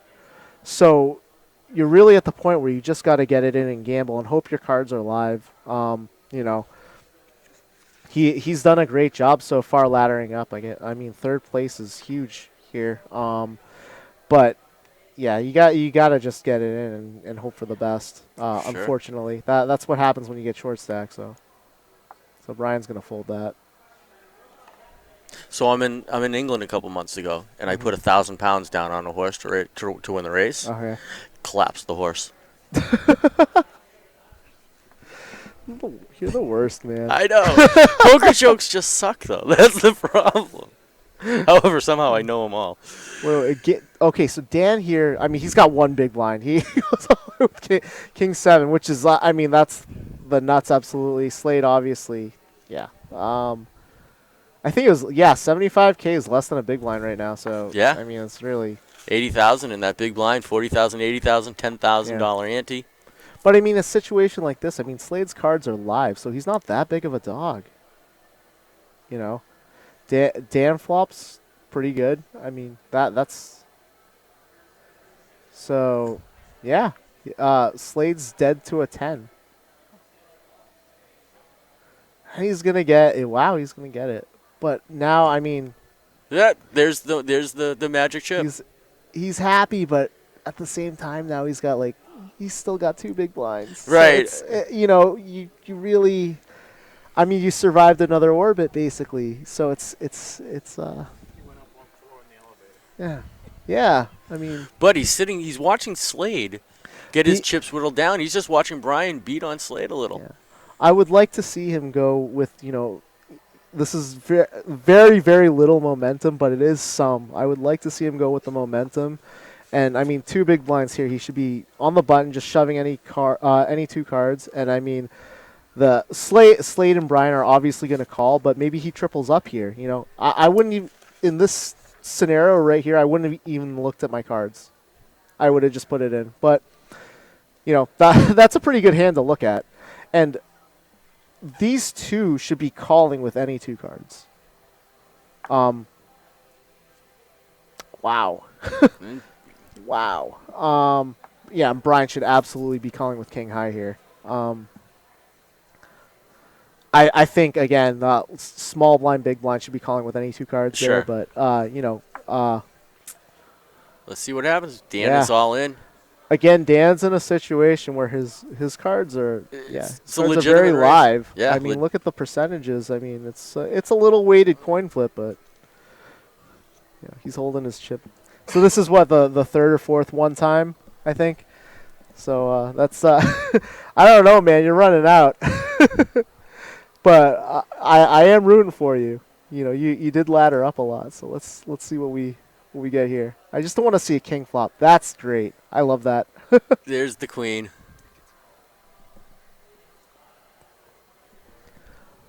Five. Aw. Oh, baby. There he goes. Just, you know, turn trips so he's dead on the river. That's a good strategy. The magic chip, another 230,000 for Dan. Wow, look at that! All of a sudden, the ties. And look at the difference between Slade and Dan now. It's minimal. Dan has over half of Slade's stack, so now Slade is stuck. You know, if Dan goes all in, Slade has to kind of have a hand that he likes to call, because he, you know, it's not a small. It's like it's over half of Slade's chips. So right. He's worked himself up here. Wow. Maybe I need to read Dan's book.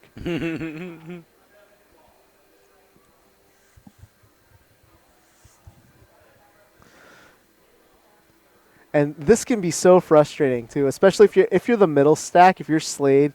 This can be so frustrating. I mean, Dan was down to 1 big blind, and now all of a sudden this guy's got, you know, 5 big blinds, and now it's super frustrating. So he's got a hand, you know, Queen 8 offsuit. I think is a raise on the button, but I mean, he's been just calling. Yeah, and is he working a call here? Yeah. Yeah, I don't like that. So, see, Brian here showing aggression all game. You can't just be calling on the button, you know. We're gonna see a raise out of Brian. No, Brian makes a call. Wow. Yeah. Oh, okay. Maybe I'm wrong. Right. So, again, you know, Brian is the dominant chip leader here. I don't think he should be giving these guys anything, any free cards. You especially if he's gonna play like the wait and see game. Why do you have to wait and see? Just bet it out and don't let them see anything. Well, he throws out 100K on the flop, so Yeah. it sounds like maybe he had a little plan. Maybe he wanted to. Maybe he knew his opponents would flop nothing. So yeah, that I mean, I understand wanting to see a flop and kind of see where you're at after the flop, but you can't give your opponents a free opportunity to what if Dan's sitting there with 3-7 and that flop comes 3-3-4? Right. Now a hand that he would have folded, now it's the nuts and you're going to lose a lot of chips. Yeah, and he's going to get a 10x big blind stack. Right. So it's you can't just look at the result. You have to look at the whole situation. But hey, he took down the pot, so.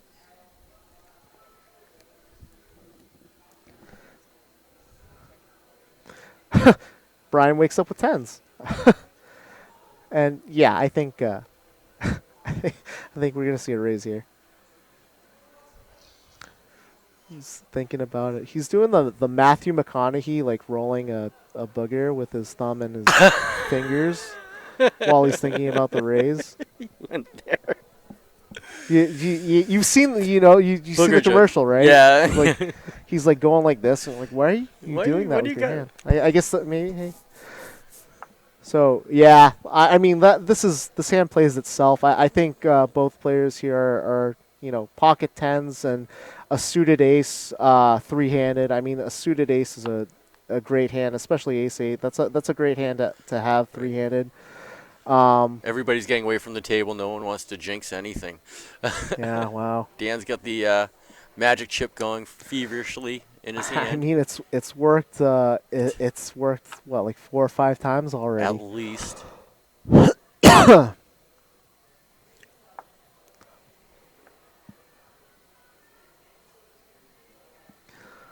So, what flop do we want? We want, let's say, we want the 10 of clubs with another club on the flop. Wow.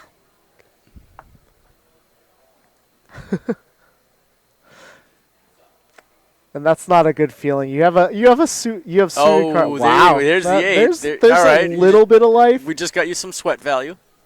There's a little bit of life there, but I wouldn't want to be holding Dan's cards. Let's put it that way. No. Oh, And- congrats, Dan. Unfortunately, Yeah. Dan finishes third here, and $3,200. It's really admirable what he did here. I mean, he won the Cerisi. He final tabled this. He was card dead the complete final table, and he managed to finish third. Not bad. I mean, $35 into $3,200. Not Yeah. bad at all. not a lot of people. Hey Dan, get back here! You've been standing here all day. We gotta talk to you.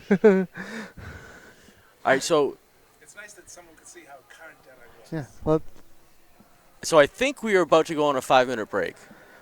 So I know I was told just a moment ago. we can interview Dan during the break. Yeah. All right, so all right.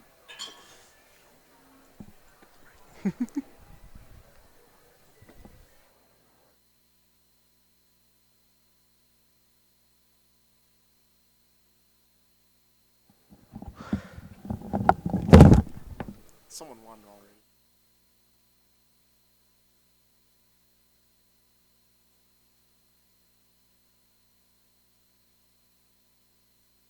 Oh, can I? I'll play it when we get back. Yeah. Good job, man. All right. You were so card dead. Whoa, we'll fix that. So they are taking a 5-minute break. They are heads up now. We're going to also take a few-minute break. But you are live with us at the Eastern Poker Tour Season 26 $36,000 Championship here live at Foxwoods Resorts and Casino in Ledyard, Connecticut. Ryan Chua, Evan Myers, we're hanging out here. And, we're going to come back in just a few minutes. We're going to try and grab Dan after the break. And I know he's walking around. He probably wants to say hi to a few people and be congratulated by some of his friends. So we're going to take a couple minutes as well, and we'll be right back.